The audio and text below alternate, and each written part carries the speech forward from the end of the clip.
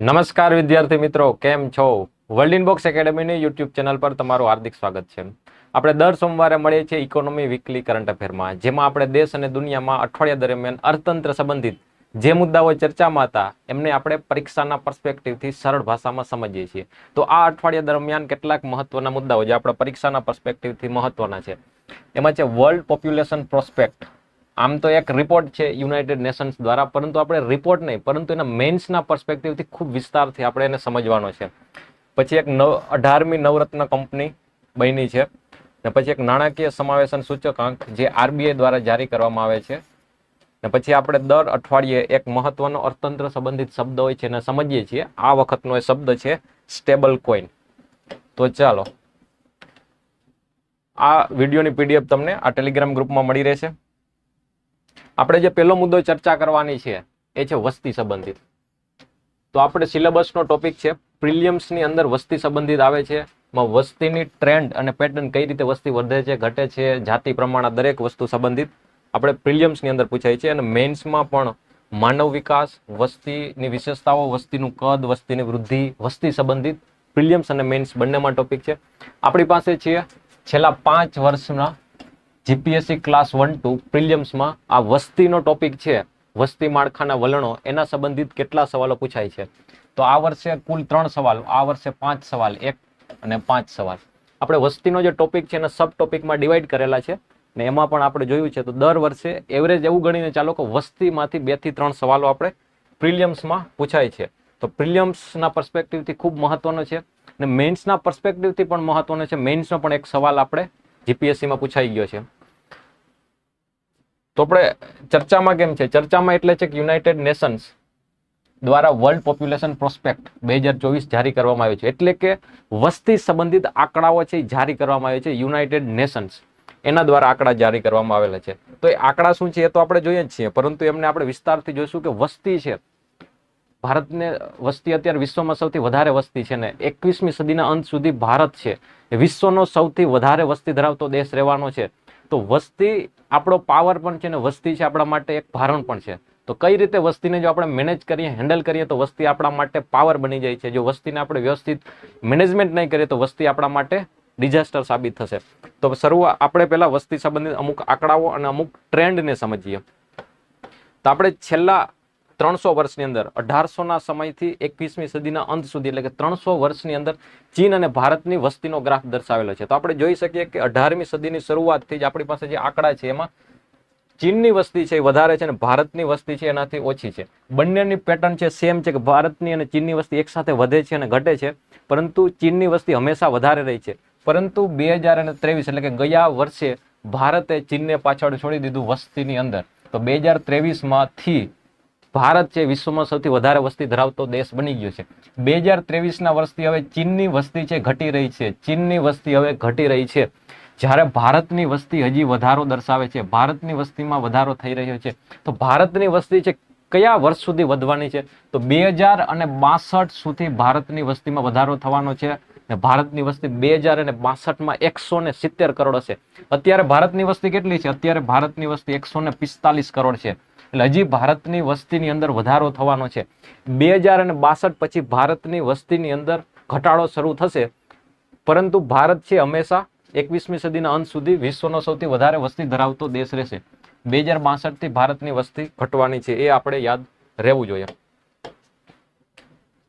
પછી અહીંયા આપણે પેટર્ન જોઈએ. એક તો વિશ્વની વસ્તી છે, આ વિશ્વની વસ્તી છે એનો ગ્રાફ છે. જે રીતે ભારતની વસ્તી છે અત્યારે વધી રહી છે અને 2062માં એ પીક પર હશે, ત્યારથી ભારતની વસ્તીમાં ઘટાડો શરૂ થશે. એ જ રીતે સમગ્ર વિશ્વની વાત કરીએ તો સમગ્ર વિશ્વની વસ્તી છે એ પણ વધી રહી છે. એનો પીક ક્યારે આવશે? એનો પીક આવશે 2083માં. અત્યારે વિશ્વની વસ્તી, અત્યારે આપણે 2024માં સમગ્ર વિશ્વની વસ્તી છે 8.2 બિલિયન. 8.2 બિલિયન એટલે કે 820 કરોડની વસ્તી છે સમગ્ર વિશ્વમાં. હજી સમગ્ર વિશ્વની વસ્તી વધવાની છે. 2083માં સમગ્ર વિશ્વની વસ્તીનો પીક હશે, એટલે કે ત્યારે વિશ્વની વસ્તી સૌથી વધારે હશે. ત્યાર પછીથી વિશ્વની વસ્તી ઘટવા લાગશે. 2083માં વિશ્વની વસ્તી પીક પર હશે, ત્યારે સમગ્ર વિશ્વની વસ્તી કેટલી હશે? $10.3 બિલિયન. આ આંકડા છે. પ્રિલિયમ્સ અને મેન્સમાં કઈ રીતે ઉપયોગ થશે? પ્રિલિયમ્સમાં તો આ જે રિપોર્ટ છે, રિપોર્ટની અંદર આ બધા ડેટા લખેલા છે. તો સીધા સ્ટેટમેન્ટ હોઈ શકે પોપ્યુલેશન પ્રોસ્પેક્ટ રિપોર્ટ યુનાઇટેડ નેશન્સનો છે એ મુજબ 2083માં વિશ્વની વસ્તી પીક પર હશે ત્યારથી ઘટવા લાગશે. આવો એક સીધું સ્ટેટમેન્ટ બની શકે. પરંતુ આંકડા છે ભારત અને વિશ્વના, એ મેન્સમાં કઈ રીતે આપણે ફોર એક્ઝામ્પલ કે વિશ્વની સમસ્યાઓ ઉપર આપણે વાત કરતા છું, ભારતમાં કેવી સમસ્યાઓ છે, ભારતની ખાદ્ય સુરક્ષા સંબંધિત કોઈ પણ વાત કરતા છું, ત્યારે આપણે આ ડેટાને કોટ કરી શકીએ કે ભારતની વસ્તી છે હજી 2062 સુધી વધવાની છે. તો ખાદ્ય સુરક્ષા માટે આપણે અત્યારથી અગાઉથી મેનેજમેન્ટ કે એના માટેનું પ્લાનિંગ કરવું પડશે. તો આવા આંકડા છે આપણે માત્ર વસ્તીના પર્સપેક્ટિવથી જોતા હોય, પરંતુ આ જે ડેટા છે એનો ઉપયોગ આપણે મેન્સમાં અલગ અલગ જગ્યાએ થઈ શકે. એસે હોય, GS3 નું પેપર છે, દરેક જગ્યાએ એનો ઉપયોગ થઈ શકે. તો એ વસ્તુ જોઈએ કે વિશ્વની વસ્તીનો પીક હશે 2083માં. પછી તમે અહીંયા જોઈ શકો છો કે 5 દેશોની વસ્તી છે. તો આપણે ચીન અને ભારતની વસ્તી તો જોઈ લીધી છે કે ભારતે 2023માં ચીનને ઓવરટેક કરી દીધું છે. પછી ભારતમાં જે વસ્તી વધે છે 2062માં ભારતની વસ્તી 170 કરોડ સુધી પહોંચશે, પછી ભારતની વસ્તીમાં ઘટાડો થશે ને ચીનની વસ્તી તો ઘટવાની શરૂઆત થઈ ગઈ છે. હવે આપણે જોઈએ કે પાકિસ્તાન, યુનાઇટેડ સ્ટેટ એટલે કે અમેરિકા અને ઇન્ડોનેશિયા, આ 5 સૌથી વધારે વસ્તી ધરાવતા દેશો છે. આપણે અત્યારની સ્થિતિ 2024ની સ્થિતિમાં વાત કરીએ તો 2024ની સ્થિતિમાં પહેલા નંબરે છે ભારત, બીજા નંબરે છે ચીન, ત્રીજા નંબરે છે USA United state of America, ચોથા નંબરે છે ઇન્ડોનેશિયા, અને 5મા નંબરે છે પાકિસ્તાન. અત્યારે પાકિસ્તાન છે વિશ્વમાં વસ્તીની દ્રષ્ટિએ 5મા ક્રમાંકે છે. પરંતુ હવે ચેન્જ કયા થવાના છે? ચેન્જ થવાનો છે કે પાકિસ્તાન છે આવતા 30 વર્ષની અંદર ઇન્ડોનેશિયા અને અમેરિકા એટલે કે ત્રીજા નંબરે છે USA અને ચોથા નંબરે છે ઇન્ડોનેશિયા, આ બંને દેશોને વસ્તીમાં સરપાસ કરી દેશે. અમેરિકાને સરપાસ કરશે 2054માં. એટલે કે અત્યારે પાકિસ્તાન છે 5મા ક્રમાંકે છે, એ ઇન્ડોનેશિયા અને અમેરિકાને સરપાસ કરીને ત્રીજા ક્રમાંકે આવી જશે. ક્યારે? 2054માં. આ 2054 પછી આ બધા દેશોના જે ક્રમ છે એ બદલશે નહીં, કે પહેલા નંબરે ઇન્ડિયા રહેશે, બીજા નંબરે ચીન રહેશે, ત્રીજા નંબરે પાકિસ્તાન રહેશે, ચોથા નંબરે USA રહેશે અને 5મા નંબરે ઇન્ડોનેશિયા રહેશે. 21મી સદીના અંત સુધી આ ક્રમ પછી જળવાઈ રહેશે. 2023માં શું ક્રમ ચેન્જ થયો છે? ચીન અને ભારતની સિક્વન્સ ચેન્જ થઈ છે. હવે માત્ર પાકિસ્તાન છે 5મા ક્રમાંકેથી ત્રીજા ક્રમાંકે આવશે. પછી આ કોઈ ક્રમમાં ચેન્જીસ થશે નહીં.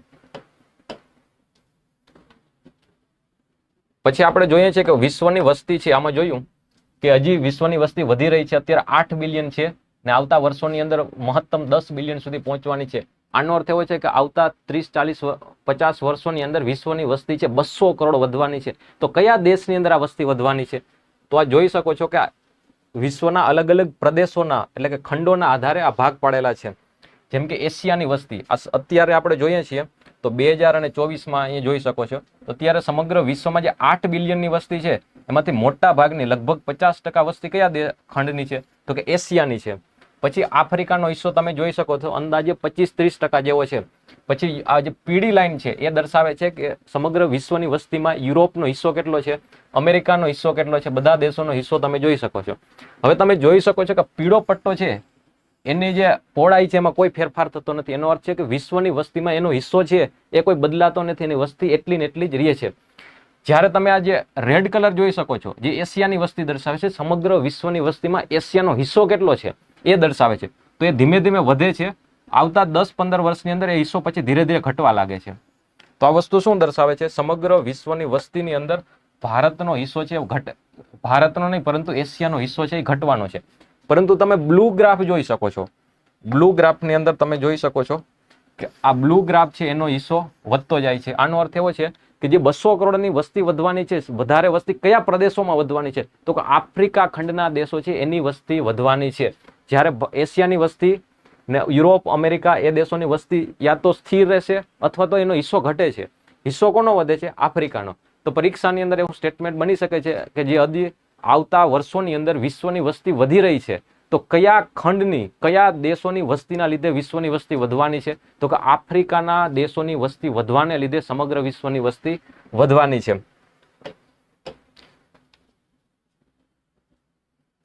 પછી તમે એક શબ્દો સાંભળેલો હશે, TFR, ટોટલ ફર્ટિલિટી રેટ, અથવા ગુજરાતીમાં એને કહેવાય કુલ પ્રજનન દર. કુલ પ્રજનન દર એટલે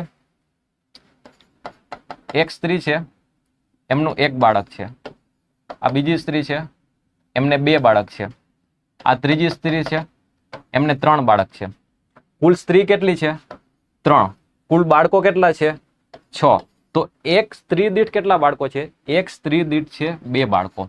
તો ટોટલ ફર્ટિલિટી રેટ એટલે એને કહેવાય કે એક સ્ત્રી એના પ્રજનન કાર્યકાળ દરમિયાન, એટલે એક સ્ત્રી છે એના આખા કાર્યકાળ દરમિયાન, એના જીવન દરમિયાન કેટલા બાળકોને જન્મ આપે છે એને કહેવાય ટોટલ ફર્ટિલિટી રેટ.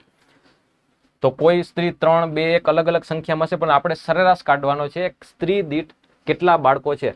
તો ભારતની અંદર ટોટલ ફર્ટિલિટી રેટ કેટલો છે? 2.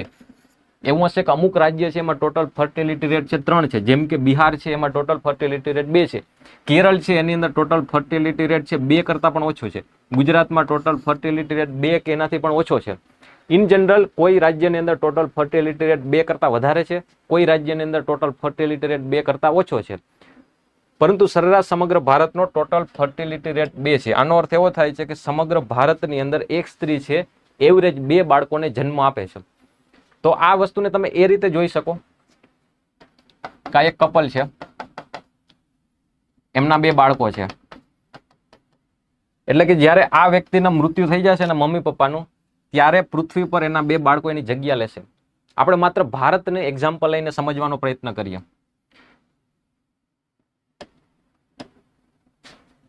આ ભારત છે, એમાં માની લો કે અત્યારે 2 વ્યક્તિ છે, આ એક કપલ છે. ભારતની વસ્તી કેટલી છે? તો કે 2. હવે એમના 2 બાળકોનો જન્મ થાય છે, પરંતુ એક સમય પછી એમના જે મમ્મી પપ્પાનું મૃત્યુ થઈ જશે તો એના બાળકો ત્યારે જીવતા રહેશે. તો ભારતની વસ્તી કેટલી છે? 2.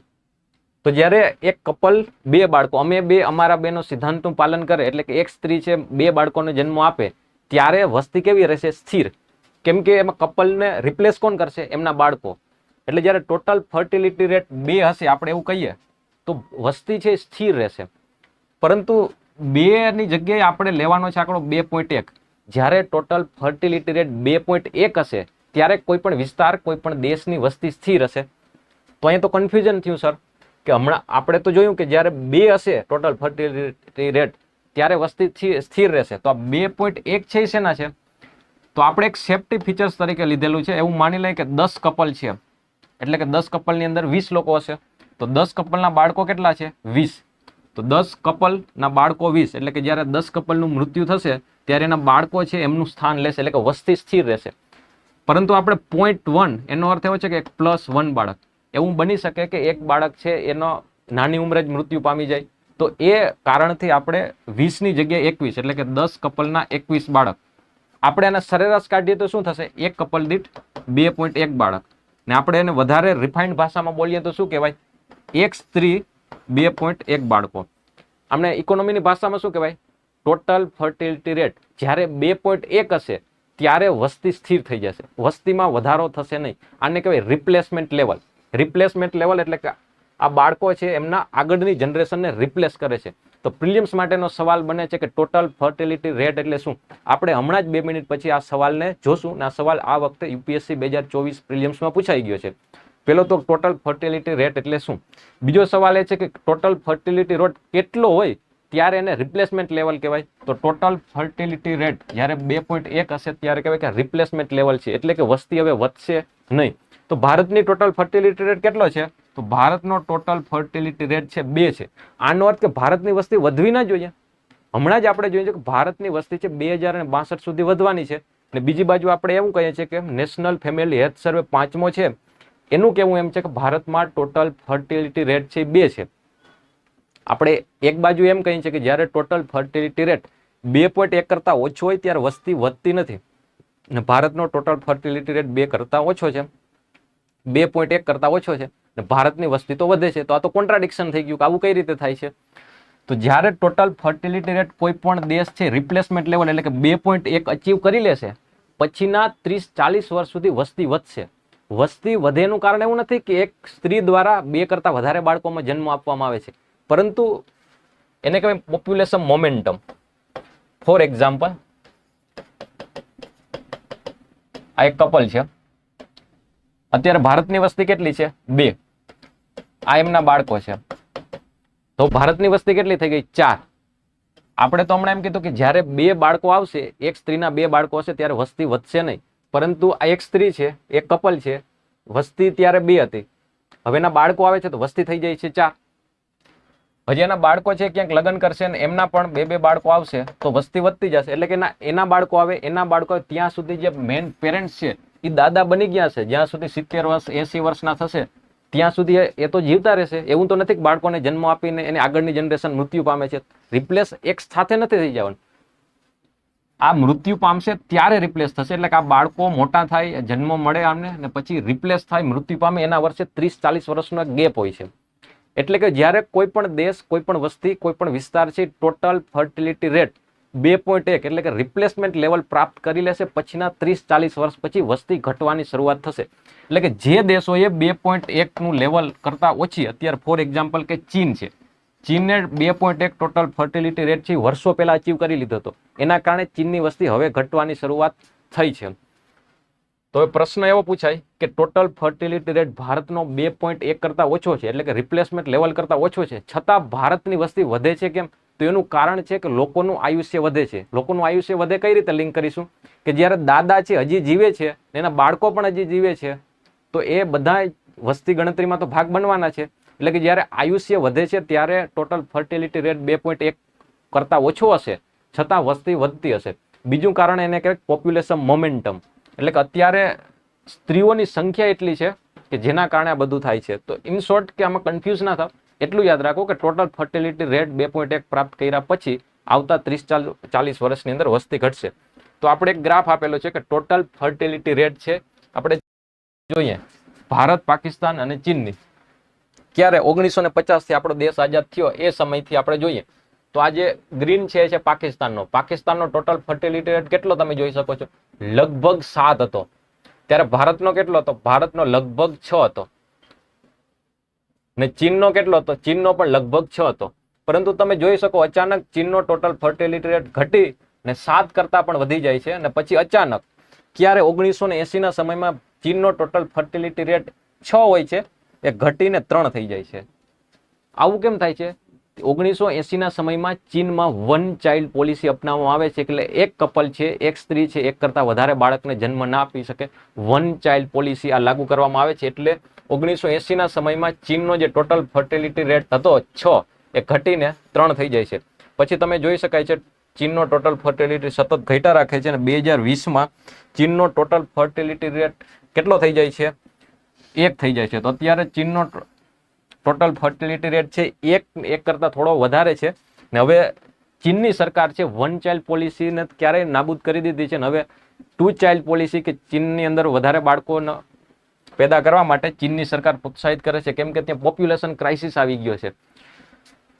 તો આપણે જોયું કે ચીનની અંદર વન ચાઇલ્ડ પોલિસીના કારણે અચાનક વસ્તીમાં ઘટાડો આવી જાય છે, કે જે ટોટલ ફર્ટિલિટી રેટ 6 હતો એ ઘટીને 3 થઈ જાય છે. પરંતુ પાકિસ્તાનની અંદર ટોટલ ફર્ટિલિટી રેટ ધીરે ધીરે ઘટે છે, અને અત્યારે આપણે જોઈએ છીએ, અત્યારે વર્ષ છે 2024નું, તો પાકિસ્તાનની અંદર ટોટલ ફર્ટિલિટી રેટ અત્યારે 3.5 3.7 સમથિંગ છે. એટલે કે પાકિસ્તાનની અંદર એક સ્ત્રી છે, 2 સ્ત્રી છે, એ 7 બાળકોને જન્મ આપે છે, એવું કહી શકો. 3.5 એટલે અડધા બાળકને જન્મ ના, પરંતુ તમે સમજી શકો છો કે હું શું કહેવા માંગુ છું. ભારતની અંદર આઝાદી સમયે ટોટલ ફર્ટિલિટી રેટ 6 હતો, પરંતુ કયા સમયથી? 1980 ના સમયથી આપણે છે ફેમિલી પ્લાનિંગ ને ઓછા બાળકો માટેના ઘણા આપણા પોપ્યુલેશન નીતિ ના બધું આપણે લાગુ કરાવ્યું હતું. એ બધાના કારણે આપણે જાગૃતિ ફેલાવી. આ બધા કાર્યો ને લીધે ટોટલ ફર્ટિલિટી રેટનું પ્રમાણ ઘટી રહ્યું છે. તો આપણે 2020 આજુબાજુના સમયથી આપણે ટોટલ ફર્ટિલિટી રેટ જે 2.1 રિપ્લેસમેન્ટ લેવલ છે પ્રાપ્ત કરી લીધું છે. હવે ભારતનો ટોટલ ફર્ટિલિટી રેટ છે ઘટી રહ્યો છે. તમે જોઈ શકો છો 21મી સદીના અંત સુધીમાં ભારતનો ટોટલ ફર્ટિલિટી રેટ 1.6 સમથિંગ હશે. અનુમાન છે આવા અલગ અલગ. તમે અલગ અલગ જગ્યાએ જો અનુમાન જોશો તો કોઈ જગ્યાએ તમને 1.4 મળશે, કોઈ જગ્યાએ 1.7 મળશે. ઇન શોર્ટ કે ભારતનો ટોટલ ફર્ટિલિટી રેટ 21મી સદીના અંતમાં, એટલે કે આજથી 75 વર્ષ પછી 1.5 સમથિંગ હશે. તો આ બધા આંકડા આપણે કયા પર્સપેક્ટિવથી મહત્વના છે? આ અન્ડરસ્ટેન્ડિંગ છે તમારા માટે મહત્વની. તમે જીએસનો સવાલ લખતા હશો, એસે લખતા હશો, ત્યારે જે આપણે ચર્ચા કરી છે મહત્વની છે. પ્રિલિમ્સ માટે TFR એટલે શું, રિપ્લેસમેન્ટ લેવલ એટલે શું, ભારતની વસ્તી ક્યારે પીક પર આવશે, એ બધી વસ્તુ આપણે મહત્વની છે.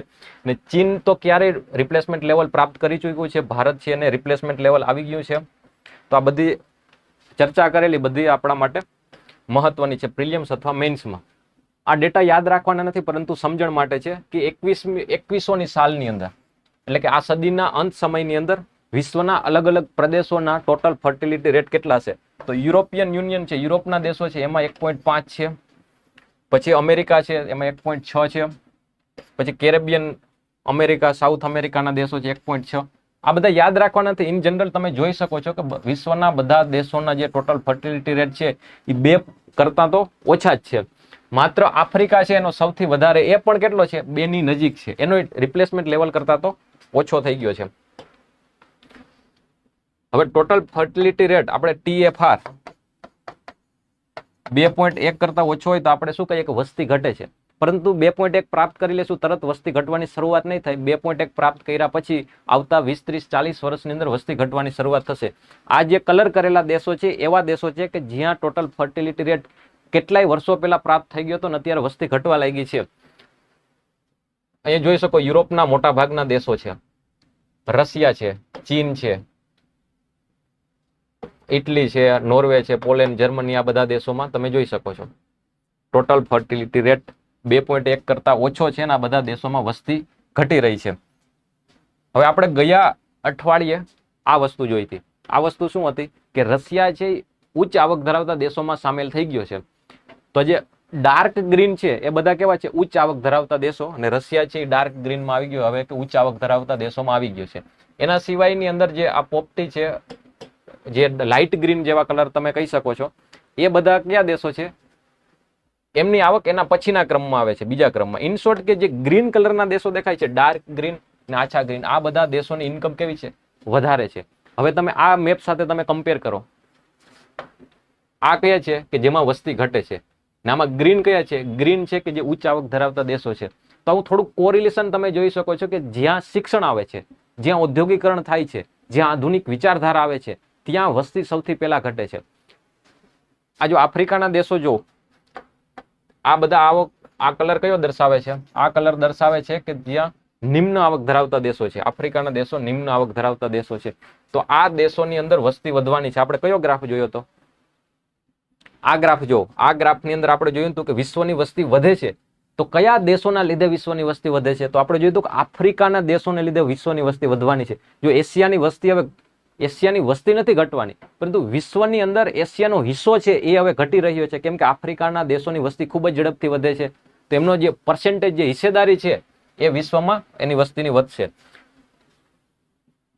તો આપણે અહીંયા શું છે? આ એ દર્શાવે છે કે આ ઓછી આવક ધરાવતા, ઓછી માછાદીઠ આવક ધરાવતા દેશો છે. તો એક પોપ્યુલેશન ટ્રાન્ઝિશન થિયરી છે. આ ટ્રાન્ઝિશન થિયરી એવી છે કે કોઈ પણ સમાજ, કોઈ પણ પ્રદેશ છે, એક વસ્તીના ફેઝમાંથી, એક ટ્રાન્ઝિશનમાંથી જાય છે કે ત્યાર શરૂઆતની અંદર શું હોય છે? વધારે બાળકોનો જન્મ હોય, પછી ધીમે ધીમે શિક્ષણ આવે, ટેકનોલોજી આવે, વિચારધારા બદલાય છે, આવક વધે છે, મટીરિયલિસ્ટિક વર્લ્ડમાં આવે છે. આ બધા બદલાવોને લીધે વ્યક્તિની વિચારધારા એ પણ બદલાય છે કે ઓછા બાળકને જન્મ આપવો. તો આપણે વિકસિત રાષ્ટ્રની અંદર આપણે કહીએ ત્યાં ઓછા બાળકોને જન્મ આપે છે, એટલે કે ટોટલ ફર્ટિલિટી રેટ છે એ ઓછો છે, એટલે હવે ત્યાં વસ્તી ઘટે છે. અને ભારત ને એશિયાના દેશો છે એની અંદર પણ આ વિચારધારા ઘણી બદલી ગઈ છે. એમાં પણ ચીન જેવા દેશોમાં વસ્તી ઘટી રહી છે. પરંતુ આફ્રિકાના દેશોની અંદર ઓછી આવક ધરાવતા દેશો છે, ત્યાં શિક્ષણ નથી, હજી વિચારધારા બદલાતા વાર લાગશે, એટલે ત્યાં ટોટલ ફર્ટિલિટી રેટ છે એ અત્યારે 3 છે, 4 છે, અમુક દેશોમાં 5 પણ છે. તો આ એક કોરિલેશન તમે જોઈ શકો આવું બધું. તો આવું એક અન્ડરસ્ટેન્ડિંગ માટે છે. હવે એના ઉપરથી આ સવાલનો જવાબ આપો. આ સવાલ છે આપણે યુપીએસસી 2024માં પૂછાઈ ગયેલો છે, એટલે કે હમણાં જે મહિનો દિવસ પહેલા એક્ઝામ હતી એમાં. તો total fertility rate in economy is defined as, એટલે કે ટોટલ ફર્ટિલિટી રેટ TFR એ કોને કહેવાય? તો પેલો છે કે નંબર ઓફ ચિલ્ડ્રન બોર્ન પર 100 people in population in year, એટલે કે એક વર્ષની અંદર 1000 લોકો, એક પ્રદેશની અંદર 1000 લોકો રહેતા હોય, 1000 લોકોની અંદર કેટલા બાળકોનો જન્મ થયો? તો એ તો જન્મદર કહેવાય છે એને. Number of children born to couple in their life time given population, એક આપેલી વસ્તીની અંદર એક કપલ દ્વારા કેટલા બાળકોનો જન્મ આપવામાં આવે છે. હવે થોડું ઘણું આવું કહી શકાય એક કપલ દ્વારા, પરંતુ આપણે ટોટલ ફર્ટિલિટી રેટની અંદર આપણે એક મહિલા દીઠ એવો શબ્દ વાપર્યો હતો, એટલે કે કપલ અહીં શબ્દ ના આવે, પરંતુ પ્લસ માઇનસ, જો આનાથી બેટર આન્સર હશે તો આપણે આને પસંદ નહીં કરીએ. પછી છે birth rate minus death rate, આને તો વૃદ્ધિ દર કહેવાય. બર્થ રેટ માઇનસ, કોઈ એક વસ્તી છે એની અંદર જન્મ થાય છે 10 બાળકોનો, એમાં મૃત્યુ થાય છે 3 વ્યક્તિનું, તો 7 છે વસ્તીનો વધારો કરશે. તો આ વસ્તી વધારો છે, birth rate minus death rate. પછી છે average number of living birth woman would have by end of the her child bearing age. એટલે કે કોઈ સ્ત્રી છે એના પ્રજનન કાર્યકાળ દરમિયાન એમને કેટલા બાળકોનો જન્મ આપ્યો છે. તો આ જવાબ આવશે કે એક સ્ત્રી છે એમના પ્રજનન કાર્યકાળ દરમિયાન, એટલે જો આ એજ પૂછે તો એજ કેટલી, 15 થી 49, અથવા તો પ્રજનન કાર્યકાળ દરમિયાન ચાઇલ્ડ બિયરિંગ એજ દરમિયાન એક સ્ત્રી કેટલા બાળકોને જન્મ આપે છે એને કહેવાય ટોટલ ફર્ટિલિટી રેટ. આ પ્રશ્ન છે યુપીએસસી 2024 નો. યુપીએસસી 2024 નો જ સવાલ છે. સવાલ એવો છે કે તમે સમાચારમાં સાંભળેલું હશે કે કેટલાક દેશોના છે એનો બર્થ રેટ ખૂબ જ ઓછો છે. બર્થ રેટ ખૂબ ઓછો એનો અર્થ એવો પણ થાય કે ટોટલ ફર્ટિલિટી રેટ ખૂબ જ ઓછો છે. પછી કે એજિંગ પોપ્યુલેશન, એટલે કે આ દેશોની અંદર બર્થ રેટ ખૂબ ઓછો છે, ત્યાં ઘરડા લોકોની સંખ્યા ખૂબ વધી રહી છે, ને ડિક્લાઇનિંગ પોપ્યુલેશન એટલે કે ત્યાં વસ્તી ઘટી રહી છે. ઓર કરીને લખેલું એટલે કે સેમ પ્રોબ્લેમ, બધા સેમ પ્રોબ્લેમ છે બધા. ઇન શોર્ટ કે આપણે એવું પૂછ્યું છે કે કયા દેશો છે જેમાં વસ્તી ઘટી રહી છે, આવું ચર્ચામાં હતું. માની લો કે આવા તો આપણે જોયું હતું કે આ બધા કેટલા બધા દેશો છે આમાં વસ્તી ઘટી રહી છે. આપણે બધા દેશોના નામ તો આપણે યાદ હોવાના નથી. પ્રશ્ન પૂછ્યો છે ને યુપીએસસી છે આપણે એવું ડિમાન્ડ નથી કરતી કે જેટલા દેશોની અંદર વસ્તી ઘટી રહી છે બધા દેશોના નામની યાદી બનાવો, આવું બધું યાદ રાખો, આવા ફેક્ટ્સ યાદ રાખો. આપણે આ બધા ફેક્ટ્સ યાદ રાખવાની જરૂર નથી. આપણે એક અન્ડરસ્ટેન્ડિંગ ડેવલપ કરવાની છે. આપણે અન્ડરસ્ટેન્ડિંગના આધારે જવાબ કઈ રીતે આપી શકીએ એ જો આ કયો દેશ છે, નાઇજીરિયા. આપણે એટલી ખબર હશે કે નાઇજીરિયા છે આફ્રિકાનો દેશ છે. હમણાં જ આપણે જોયું તો કે આ જે ઓછી આવક ધરાવતા દેશો છે, જ્યાં પરંપરાગત રૂઢિગત વિચારધારા છે, જ્યાં વિચારધારા બદલાઈ નથી, આધુનિક વિચારધારા, શિક્ષણ, આવકમાં વધારો થયો નથી, એ બધા દેશોની અંદર ટોટલ ફર્ટિલિટી રેટ વધારે છે. જો ટોટલ ફર્ટિલિટી રેટ છે 2.1 કરતા વધારે હશે, ઓબ્વિયસ વસ્તુ છે આફ્રિકાના દેશોની અંદર 3, 4 અને 5 ટોટલ ફર્ટિલિટી છે અમુક દેશોને બાદ કરતા. તમે નાઇજીરિયા છે એ તો ઉચ્ચ આવક ધરાવતા દેશોમાં આવતો નથી, ત્યાં શિક્ષણ, ત્યાં ટેકનોલોજી એવો તો આપણે ક્યારેય સાંભળ્યું નથી. નાઇજીરિયા, યુગાન્ડા, કેન્યા બધા દેશો તો જે ગરીબ દેશોની અંદર આવે છે, તો ત્યાં વસ્તી કઈ રીતે ઘટતી હોય? ત્યાં એક્સેપ્શનમાં થઈ શકે કે મોટા યુદ્ધોને એવું કંઈ હમણાં થયું હોય તો વસ્તી ઘટતી હોય, પરંતુ એવું પણ આપણે કંઈ સાંભળેલું નથી. તો નાઇજીરિયા છે વસ્તી ઘટતા દેશોની અંદર તો નહીં આવતું હશે. તો કયો છે 3 નંબરનો ઓપ્શન તો નહીં આવે. તો આ ઓપ્શન તો નહીં આવે. 3 નંબર આમાં પણ છે, આ પણ નહીં આવે. હવે આપણે જોયું કે 2 નંબર ને 4 નંબર તો કમ્પલસરી આવે છે. તો 2 નંબર એટલે કે જાપાનમાં તો વસ્તી ઘટે છે, સાઉથ કોરિયામાં પણ વસ્તી ઘટે છે, સાઉથ આફ્રિકા પણ નીકળી જશે. હવે આપણી પાસે ઇટલીની અંદર વસ્તી ઘટે છે, ઇટાલીની અંદર વસ્તી ઘટે છે કે નહીં એ આપણે ખબર હોવી જોઈએ. તો આપણે જવાબ 50-50 સુધી પહોંચી શકીએ. આપણે માત્ર અન્ડરસ્ટેન્ડિંગ, આપણે ખબર નથી કે કયા દેશમાં વસ્તી ઘટે છે કે નહીં. તો આપણે ઇટાલી છે, ગયા વર્ષે ચર્ચામાં હતો, ઇટાલીની અંદર વસ્તી ઘટી રહી છે એના કારણે. તો ઇટલીની અંદર વસ્તી ઘટે છે. આપણે ગ્રાફમાં પણ જોઈ શકીએ છીએ કે ઇટાલીની અંદર વસ્તી ઘટી રહી છે. તો આપણે અન્ડરસ્ટેન્ડિંગના આધારે આ જવાબો આપી શકીએ, માત્ર દરેક ફેક્ટ્સ ગોખવા એવા જરૂરી હોતા નથી. પછી આગળનો સવાલ છે વસ્તી વિષયક લાભાંશ, જેને ઇંગ્લિશમાં કહેવાય છે ડેમોગ્રાફિક ડિવિડન્ડ, નો ફાયદો મેળવવા માટે નીચેના પૈકી કયા કાર્ય શ્રેષ્ઠ છે? જો આપણે શરૂઆતની અંદર એવી વાત કરેલી કે ભારતની વસ્તી વિશ્વમાં સૌથી વધારે વસ્તી છે. જો આપણે વસ્તીનો વધારે સારી રીતે ઉપયોગ કરીશું, મેનેજ કરીશું, તો વસ્તીનો ભારતને ફાયદો થશે. જો આપણે વસ્તીને યોગ્ય રીતે મેનેજમેન્ટ નહીં કરીએ તો વસ્તી છે એ ડિઝાસ્ટર આપણા માટે સાબિત થશે, આપણા દેશ માટે ભારણ સાબિત થશે. તો કઈ રીતે વસ્તુને મેનેજમેન્ટ કરવાની વાત છે. જો વસ્તી કઈ રીતે આપણા દેશ માટે સારી અને ખરાબ એ આપણે જોઈએ. આ એક વ્યક્તિ છે, આ વ્યક્તિ ભણેલો નથી, આ વ્યક્તિને ઘણા રોગો છે, તો વ્યક્તિ છે અર્થતંત્ર માટે ઉપયોગી સાબિત થશે નહીં. એ વ્યક્તિ ભણેલો નથી, એ વ્યક્તિ છે કોઈ કામ નથી કરતો, એ વ્યક્તિને ઘણા બધા રોગો છે, તો આ વ્યક્તિ કઈ રીતે અર્થતંત્રની અંદર એનું યોગદાન આપશે? કામ કરતો નથી, રોજગારી ક્યાંક લેશે, ક્યાંક કામ કરશે, ક્યાંક સ્ટાર્ટઅપ ચાલુ કરશે, તો એ વ્યક્તિ અર્થતંત્રને કંઈક યોગદાન આપી શકશે. તો આ વ્યક્તિ છે અર્થતંત્ર માટે કોઈ કામનો નથી. આપણે અર્થતંત્રના પર્સ્પેક્ટિવથી ચર્ચા કરીએ, કોઈ લાગણીને દિલ પર ના લઈ લેતા. તો વ્યક્તિ છે એ અર્થતંત્ર માટે યોગદાન નથી આપતું. આ વ્યક્તિ ખાઈતો છે, તો કોઈ ઉપર ભારણ છે, કોઈ વ્યક્તિ ઉપર એ વ્યક્તિ નિર્ભર છે. તો જે પરિવારમાં રહેતો હોય છે પરિવારની આવક છે ઓછી કરે છે પરંતુ વધારતો નથી. પરંતુ આ વ્યક્તિ છે ભણે છે, પીએચડી કરે છે, R&D ની અંદર જાય છે, એમને રોજગારી મળે છે, હસ્તપુષ્ટ છે, ફિઝિકલી ફિટ છે, મેન્ટલી ફિટ છે, તો આ વ્યક્તિ કંઈ પણ કામ કરશે એનાથી અર્થતંત્રને યોગદાન મળશે. તો આપણે કહી શકીએ કે કોઈ વ્યક્તિ છે, ડેમોગ્રાફિક ડિવિડન્ડ એટલે કે કોઈ વ્યક્તિ છે એમને શિક્ષણ આપો, એ વ્યક્તિને સ્વાસ્થ્ય સારું હશે. શિક્ષણ આપ્યું, પરંતુ કેવું શિક્ષણ? કૌશલ્ય વાળું શિક્ષણ. એ વ્યક્તિનું શિક્ષણ લીધું છે, એની પાસે સ્કિલ છે, પરંતુ જો રોજગારી નહીં આપીએ તો વાત એની એ જ આવી ગઈ છે. રોજગારી આપશે તો કામ કરશે, તો એને રોજગારી પણ આપો. આ મુખ્ય વસ્તુ છે. કોઈ વ્યક્તિ પાસે એટલું હશે તો વ્યક્તિ અર્થતંત્ર માટે ઉપયોગી સાબિત થશે. સવાલ એ છે કે વસ્તી વિશે એક લાભાંશ, એટલે કે વસ્તી છે એમાંથી આપણે લાભ મેળવવો છે, તો કઈ વસ્તુ કરવી જોઈએ?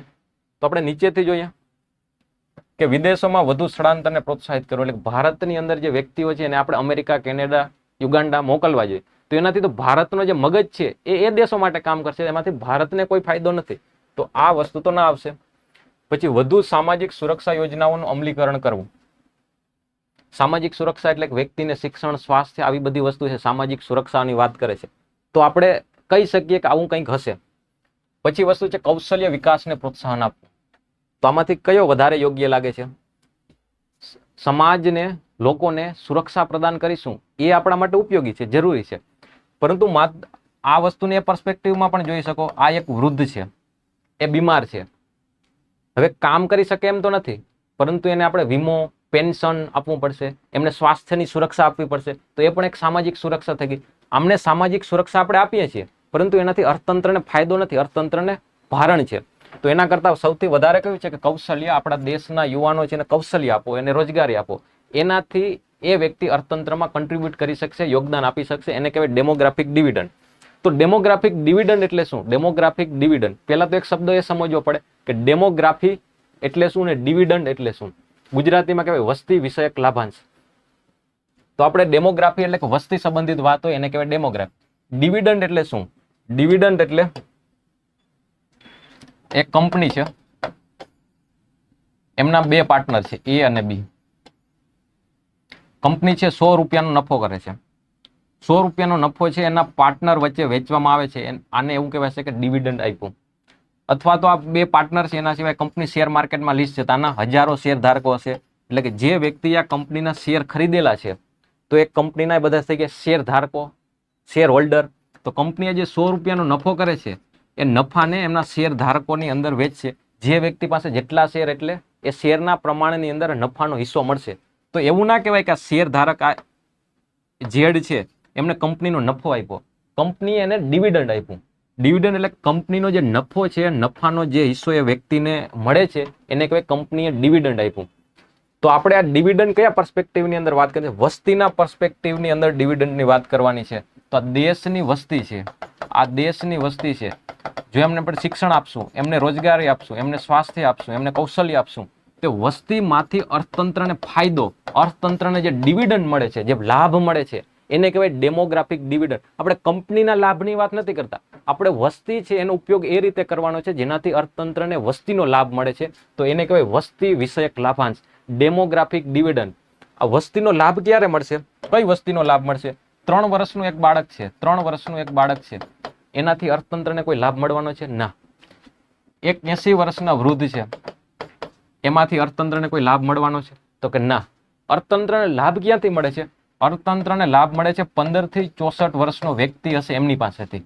જે વ્યક્તિ 14 વર્ષથી ઓછી ઉંમરનો છે, જે વ્યક્તિ છે 65 વર્ષથી વધારે ઉંમરનો છે, આ કેવા લોકો છે? આ નિર્ભર છે. બાળકો અને વૃદ્ધો છે એ બીજા પર નિર્ભર છે. તો આ શબ્દને એ રીતે સમજો, એવો પ્રશ્ન પૂછાય કે નિર્ભરતા રેશિયો એટલે શું? નિર્ભરતા રેશિયો, નિર્ભરતા રેશિયો એટલે કે આ ઉપર અને ઊંધું કરી દો. ઓકે, ફરી લખું છું. નિર્ભરતા રેશિયો,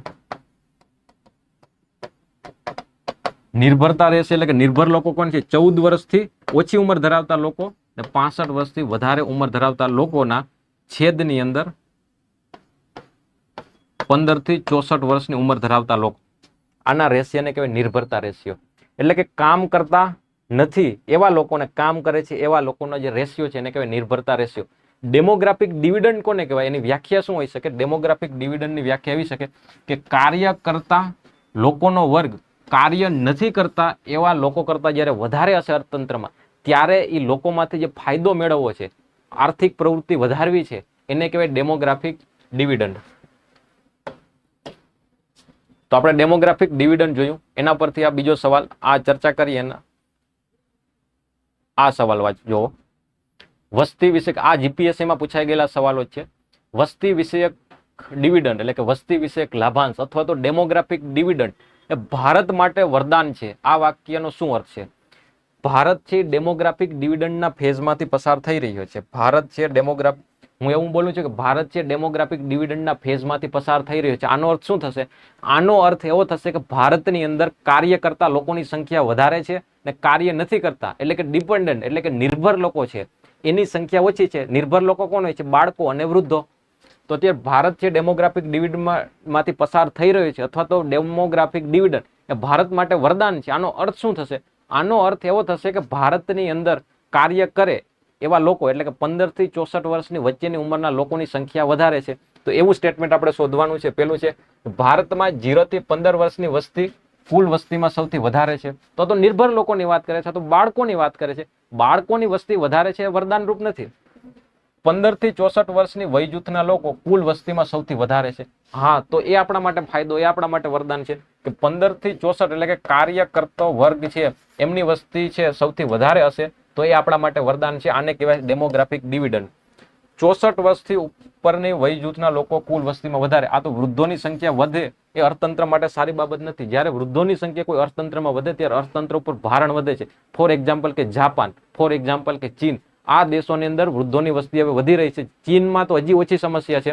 આવતા વર્ષોમાં ચીનની આ સમસ્યા વધવાની છે. અત્યારે વૃદ્ધોની સમસ્યા સૌથી વધારે જાપાનમાં છે કે જાપાનની વસ્તીનો ખૂબ મોટો હિસ્સો છે એ વૃદ્ધોની વસ્તી છે. વૃદ્ધો છે કામ નથી કરતા, પરંતુ સરકારે એની દરેક સેવાઓ કરવી પડે છે. એની પેન્શન, એની સ્વાસ્થ્યની સેવાઓ, કેમ કે વૃદ્ધો મતલબ એક ઉંમર પછી સ્વાસ્થ્યની સમસ્યાઓ વધે છે, તો સરકારે એનું ભારણ ઉપાડવું પડે છે. એટલા માટે વૃદ્ધો છે એ અર્થતંત્ર માટે ભારણરૂપ છે. તો આ સ્ટેટમેન્ટ તો ના આવે.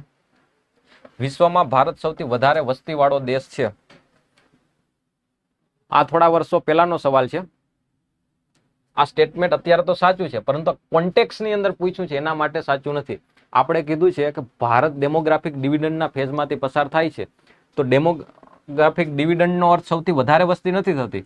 સૌથી વધારે વસ્તી તો એવું માની લો કે 14 વર્ષથી ઓછી ઉંમરના લોકો એટલે કે બાળકો અને 65 વર્ષથી વધારે ઉંમરના લોકો વૃદ્ધો. જો બાળકો અને વૃદ્ધોની સંખ્યા વધારે હશે તો પણ વધારે વસ્તીવાળો દેશ બની જાય છે. તો એનો ફાયદો અર્થતંત્ર નથી. એને ડેમોગ્રાફિક ડિવિડન્ડ ના કહેવાય. ડેમોગ્રાફિક ડિવિડન્ડનો અર્થ એવો થાય છે કે વસ્તી કઈ 15 થી 64 વર્ષની વધારે હોવી જોઈએ. પછી જીપીએસસી મેન્સની અંદર સવાલ પૂછાઈ ગયો છે. જીપીએસસી મેન્સમાં એડવર્ટાઇઝ નંબર 30માં શું સવાલ છે? આર્થિક વિકાસને પ્રોત્સાહન આપવા માટે વસ્તીનું કદ નહીં પરંતુ માનવ સંસાધનની ગુણવત્તા મહત્વપૂર્ણ છે. એટલે કે ખાલી માત્ર વ્યક્તિ નહીં, પરંતુ વ્યક્તિ શિક્ષિત, રોજગાર, કૌશલ્યવાળો હશે, સ્વાસ્થ્ય હશે વ્યક્તિ, તો એ માનવ સંસાધન ગુણવત્તા વાળો છે એવું કહેવાય. માત્ર વસ્તી નહીં, પરંતુ વસ્તીની ગુણવત્તા મહત્વની છે. તો આર્થિક વિકાસના સ્તરની તુલનામાં ભારતની વસ્તીને ધ્યાનમાં રાખી ઉપરોક્ત વિધાનનું વિશ્લેષણ કરો. આ જીપીએસસી મેન્સમાં પૂછાઈ ગયેલો સવાલ છે. હજી એના જેવા મેન્સના સવાલો પર તમે તમારી રીતે પ્રેક્ટિસ કરી શકો. પહેલા કે વસ્તી વિષયક લાભાંશ એટલે શું એ સમજાવો. પછી એક સવાલ છે કે વસ્તી વિષયક લાભાંશને પ્રાપ્ત કરવા માટે ભારત છે અત્યારે ડેમોગ્રાફિક ડિવિડન્ડના ફેઝમાંથી પસાર થઈ રહ્યો છે. ડેમોગ્રાફિક ડિવિડન્ડના ફેઝ 2010 થી 2050 નો સમયગાળો એવો છે ભારત માટે કે જે ડેમોગ્રાફિક ડિવિડન્ડના ફેઝમાંથી પસાર થશે. કોઈ પણ દેશ ડેમોગ્રાફિક ડિવિડન્ડના ફેઝમાંથી પસાર થતો હોય, આનો અર્થ એવો કે 15 થી 64ની વસ્તી છે સૌથી વધારે હિસ્સો ધરાવે છે. તો આ વસ્તી કોઈ પણ દેશમાં વધારે હશે એ દેશની પ્રગતિ ખૂબ જ ઝડપથી થશે. આવતા 30-40 વર્ષની અંદર ભારતની પ્રગતિ ખૂબ જ ઝડપથી થવાની છે. એનું સૌથી મોટું કારણ શું છે? ભારત છે ડેમોગ્રાફિક ડિવિડન્ડના ફેઝમાંથી પસાર થવાનો છે. તમે સાંભળ્યું હશે કે એપલ છે કે બીજી મોટી મોટી મલ્ટીનેશનલ કંપનીઓ છે ભારતમાં આવે છે. આનું કારણ શું છે? એ ચીનમાંથી શું કામ ભારતમાં આવે છે? આજથી 30-40 વર્ષ પહેલા આ બધી કંપનીઓ ચીનમાં હતી, કેમ કે ચીનનો ડેમોગ્રાફિક ડિવિડન્ડનો પીરિયડ ચાલુ થયો હતો. કોઈ પણ દેશની અંદર ડેમોગ્રાફિક ડિવિડન્ડનો પીરિયડ ચાલુ થાય છે ત્યારે એ દેશની અંદર 15 થી 64ની ઉંમરના લોકો વધારે હોય છે. તો આ લોકો ભણશે, આ લોકો કામ કરશે, આ લોકો ખર્ચ કરશે. તો કોઈ પણ કંપની માટે શું મહત્વનું છે? કોઈ પણ કંપની માટે મહત્વનું છે કે એ દેશની અંદર રોજગાર કે સ્કિલ વાળા લોકો હોય ને આ લોકો કમાશે તો લોકો ખર્ચ કરશે. ખર્ચ કરશે તો કંપનીને ફાયદો થશે. તો ચીનની અંદર એ સ્થિતિ હતી, પરંતુ ચીનની અંદર હવે સ્થિતિ બદલાઈ ગઈ છે. ચીનની અંદર હવે ધીમે ધીમે વૃદ્ધોની વસ્તી વધી રહી છે. ને ભારતમાં ડેમોગ્રાફિક ડિવિડન્ડનો પીરિયડ ચાલુ થયો છે કયા 2010 થી આવતા 2050 એટલે આવતા 30 વર્ષ સુધી ભારત છે ડેમોગ્રાફિક ડિવિડન્ડના ફેઝમાં રહેશે. એટલા માટે મલ્ટીનેશનલ કંપનીઓ, વિશ્વની મોટી મોટી કંપનીઓ ભારતમાં આવે છે. કેમ કે ભારત ડેમોગ્રાફિક ડિવિડન્ડના ફેઝમાંથી પસાર થઈ રહ્યો છે. આ તો બરોબર છે, પરંતુ આપણે હમણાં વાત કરી કે જો ડેમોગ્રાફિક ડિવિડન્ડ ક્યારે મળશે, જ્યારે વસ્તીનો આપણે પ્રોપર યુઝ કરશું. તો જો આપણે વસ્તીનો પ્રોપર યુઝ નહીં કરીએ, એને શિક્ષિત નહીં કરીએ, એને સ્કિલ નહીં આપીએ, એને રોજગારી નહીં આપીએ, તો ડેમોગ્રાફિક ડિવિડન્ડ નહીં પરંતુ ડેમોગ્રાફિક ડિઝાસ્ટર સાબિત થશે. એટલે કે વસ્તી છે ભારત ઉપર ભારણ સાબિત થશે. તો આપણે કેવી નીતિઓ અપનાવવી જોઈએ જેનાથી ડિઝાસ્ટર ના બને અને આપણે એનું ડિવિડન્ડ એટલે કે વસ્તીનો લાભ મેળવી શકીએ. તો સવાલ એ છે કે ભારતે વસ્તી વિષયક લાભાંશ એટલે કે ડેમોગ્રાફિક ડિવિડન્ડનો લાભ ઉઠાવવો હશે તો સરકારની નીતિઓ કેવી હોવી જોઈએ, સરકારે શું ધ્યાનમાં રાખવું જોઈએ, આ સવાલ તમારે લખવાનો છે. પછી છે કે ભારતમાં સીમિત સંસાધનો સામે ઝડપી વધતી વસ્તી. ભારત છે એની વસ્તી આપણે હમણાં જ જોયું કે હજી વધવાની છે. આપણી પાસે સંસાધનો, કોઈ પણ દેશ પાસે સંસાધનો સીમિત હોય છે. તો શું ભારત પાસે સીમિત સંસાધનો છે અને વસ્તી હજી પણ વધી રહી છે? તો ભારતે જે રીતે ચીનની અંદર વન ચાઇલ્ડ પોલિસી અપનાવી હતી એ રીતે ભારતે 2 બાળકોની નીતિ, 2 ચાઇલ્ડ પોલિસી અપનાવવી જોઈએ. એની પ્રાસંગિકતા સમજાવો. હા પક્ષમાં મુદ્દા અને ના કે ના શા માટે આપણે 2 ચાઇલ્ડ પોલિસી ના અપનાવી જોઈએ, પક્ષ અને વિપક્ષના મુદ્દાઓ પર વિચારો. જો વસ્તીવાળો પોઈન્ટ છે ને આવતા 3, 4, 5, 10 વર્ષ માટે ભારત માટે મહત્વનો જ રહેવાનો છે. પ્રિલિયમ્સ અને મેઇન્સ, એસએ, જીએસ બધામાં વસ્તી સંબંધિત પ્રશ્નો પૂછાતા જ રહેવાના છે. કેમ કે ભારત છે વિશ્વમાં સૌથી વધારે વસ્તી ધરાવતો દેશ છે. ભારતની પ્રગતિ આ વસ્તી ઉપર આધાર રાખશે કે આપણે વસ્તીનો ઉપયોગ કેવી રીતે કરવાનો. ભારત સરકારની નીતિઓ છે હંમેશા આપણા પરીક્ષા માટે, આપણે પરીક્ષા પાસ કરીને ક્યાં જવાનું છે, પરીક્ષા પાસ કરીને સરકારનો ભાગ બનવાનો છે, ગવર્મેન્ટનો પાર્ટ બનવાનો છે. તો ગવર્મેન્ટની નીતિઓ શું છે, ગવર્મેન્ટ સરકાર દેશને આગળ કઈ રીતે લઈ જશું કે આ સરકારની નીતિઓથી આગળ જશે. તો સરકારની નીતિ અત્યારે વસ્તી કેન્દ્રિત છે, વસ્તીને કઈ રીતે આપણે મેનેજ કરવી. તો આ જે ટોપિક છે પરીક્ષા માટે આપણે ખૂબ જ મહત્વનો છે. તો આ મુદ્દો સમજી લો. આ છે પોપ્યુલેશન પિરામિડ, વસ્તીનું એક પિરામિડ. કઈ રીતે વસ્તીનું પિરામિડ છે? આમાં જે રેડ બાજુ છે ડાબી બાજુ, લેફ્ટ સાઈડ, આ રાઈટ સાઈડ. આમાં છે સ્ત્રીઓની વસ્તી દેખાડેલી છે, સોરી રાઈટ સાઈડ છે એમાં સ્ત્રીઓની વસ્તી દેખાડેલી છે, આ બાજુ પુરુષોની વસ્તી છે. કઈ રીતે? કારણ કે વસ્તીના સમપ્રમાણમાં કેટલી વસ્તી છે અહીંયા લખેલું હશે કે 0 થી 5 વર્ષની વસ્તી, 5 થી 10 વર્ષની વસ્તી, 10 થી 15 વર્ષની, 15 થી 20 વર્ષની વસ્તી. તો આ જે ગ્રાફ છે એવું દર્શાવે છે કે સમગ્ર વસ્તીની અંદર કેટલી સ્ત્રીઓ છે એ 0 થી 5 વર્ષમાં છે, કેટલી સ્ત્રીઓ છે એ 0 થી 5 થી 10 વર્ષમાં છે, કેટલી સ્ત્રીઓ છે એ 15 થી 20 વર્ષમાં છે. એ રીતે આ બાજુ પુરુષનું લખેલું છે. તો આનાથી આ જે પિરામિડ છે, ભારતની વસ્તીનું પિરામિડ બનાવીએ તો આવું બનશે, ચીનની વસ્તીનું પિરામિડ બનાવીએ તો આવું બનશે, જાપાનની વસ્તીનું પિરામિડ બનાવીએ તો આવું બનશે. હવે તમે વિચારો કે કયું પિરામિડ છે અર્થતંત્ર માટે સૌથી મહત્વનું છે. જો જાપાનનું પિરામિડ છે ને સૌથી ખરાબ છે. કેમ કે જાપાનના પિરામિડમાં બાળકો ઓછા છે, પછી વૃદ્ધોની સંખ્યા બહુ વધી ગઈ છે. ઉપરનો ભાગ શું છે, આપણે જોયું કે 0 થી 5 વર્ષ, 5 થી 10 વર્ષ. તો અહીંયા શું હશે કે 95 થી 100 વર્ષના લોકો, અહીંયા હશે 90 થી 95 વર્ષના લોકો. તો ઉપરના પિરામિડનો ભાગ પહોળો હોય છે, એનો મતલબ એવો કે વૃદ્ધોની વસ્તી એટલે વધારે ઉંમર ધરાવતા લોકોની સંખ્યા વધારે છે. આ ચીનનું પિરામિડ છે. તો અત્યારે ચીનનું પિરામિડ છે એમાં આ એ જે કામ કરતો વર્ગ છે એ વધારે છે.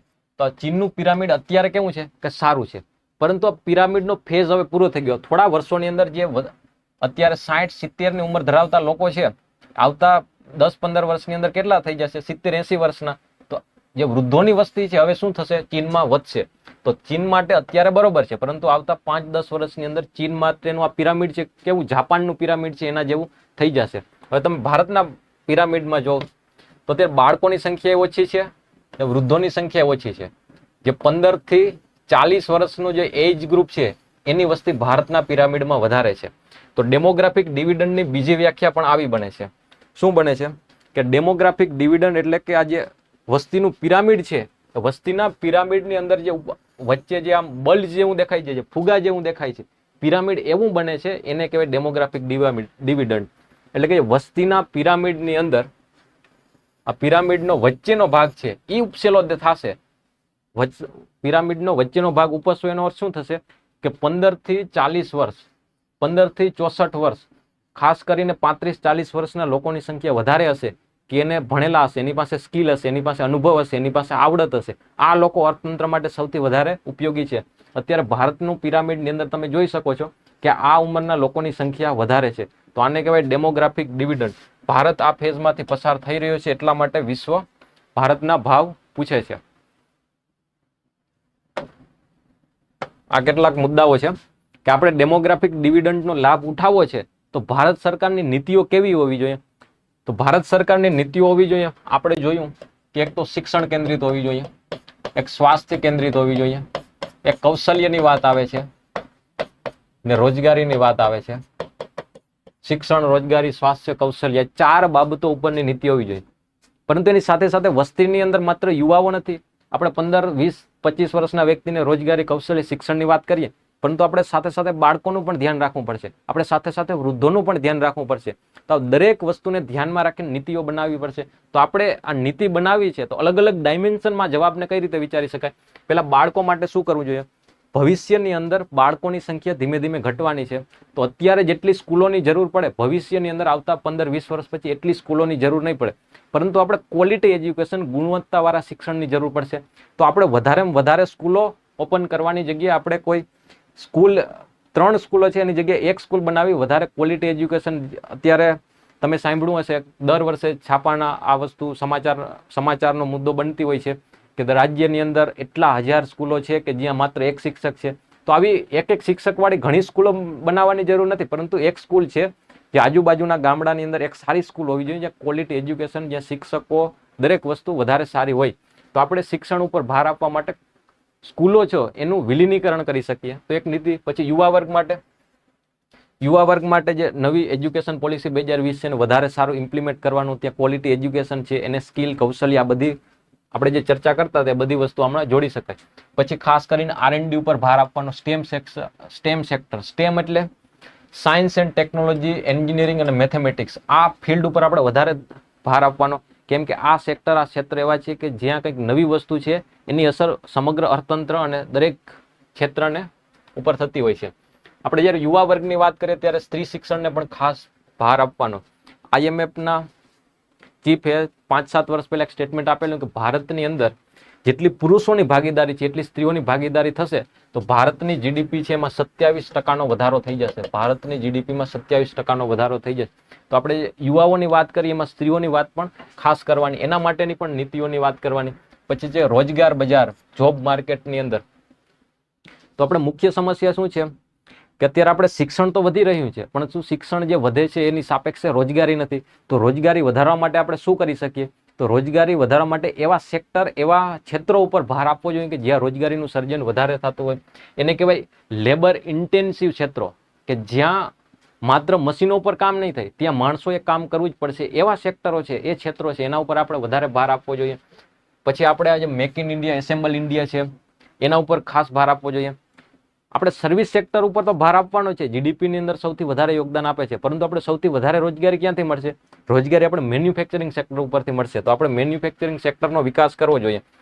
આપણે એગ્રીકલ્ચર, મેન્યુફેક્ચરિંગ અને સર્વિસ સેક્ટર, આપણે જો મેન્યુફેક્ચરિંગ સેક્ટરનો વિકાસ થશે તો આપણે જે એગ્રીકલ્ચરની જે રો મટીરિયલ, કાચી વસ્તુ છે એ પણ આપણે વધારે કિંમતે વેચી શકશું.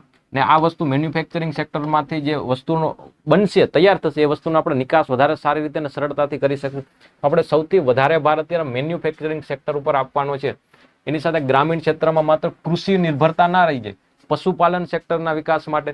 પછી કૃષિ સેક્ટર સાથે જોડાયેલું એક મહત્વનું સેક્ટર છે ફૂડ પ્રોસેસિંગ સેક્ટર. આના ઉપર પણ આપણે ખૂબ ભાર આપવો જોઈએ, ફૂડ પ્રોસેસિંગ સેક્ટર ઉપર.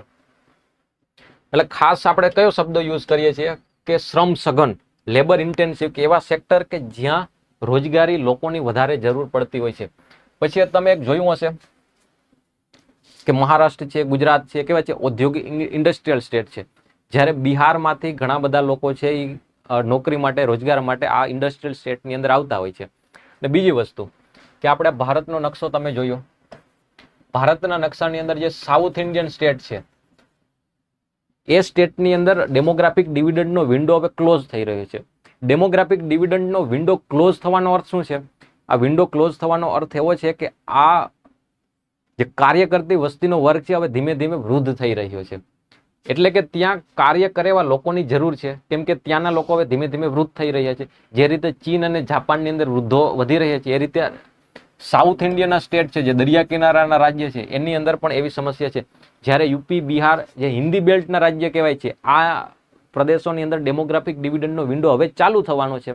આનો અર્થ કે કાર્યકારી વર્ગનો છે હવે હજી બિહાર અને આજુબાજુના રાજ્ય છે, જે હિન્દી બેલ્ટ કહીએ છીએ, ઉત્તર ભારતના રાજ્ય છે, આ બધા રાજ્યની અંદર કાર્ય કરતો વર્ગ છે હજી વધવાનો છે.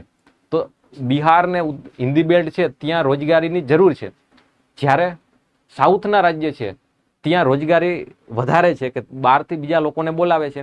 આનો અર્થ એવો છે કે બિહાર ને હિન્દી બેલ્ટ છે ત્યાંથી લોકો છે બીજા રાજ્યની અંદર રોજગારી માટે જશે, એટલે કે સ્થળાંતર કરે છે. તો એના માટેની સ્પેશિયલ નીતિ હોવી જોઈએ. અહીંયા કેવી સમસ્યા થાય, તમને બધાને ખબર હશે કે આજથી 3-4 વર્ષ પહેલા ગુજરાતની અંદર બિહારી વિરોધી એક આંદોલન ચાલુ થયું હતું, કે બિહારના લોકો અહીંયા કંઈક ના રહેવા જોઈએ એવું બધું, કે બિહારી અહીંથી ગુજરાતમાંથી બહાર જાવ. પછી મહારાષ્ટ્રની અંદર એક આંદોલન વર્ષોથી ચાલે છે કે મહારાષ્ટ્ર ફોર મરાઠી, કે મરાઠી માટે છે, અહીંથી બીજા લોકો છે બહાર નીકળી જાવ, અમારી રોજગારી તમે શું કામ છીનવો છો, આવું બધું ચાલે છે. પછી નોર્થ ઇસ્ટના રાજ્ય છે એને પણ ભેદભાવનો સામનો કરવો પડે છે, કે એમને ચીની લોકો કરીને એમને એની સાથે ભેદભાવ થતો હોય છે. ઇન શોર્ટ, કે જે બીજા રાજ્યમાંથી જે લોકો આવે છે એની સાથે ભેદભાવ થાય છે. સિમ્પલ એક તો ભેદભાવ થાય છે, એના વિરોધી આંદોલન થાય છે, આ તો બરોબર છે.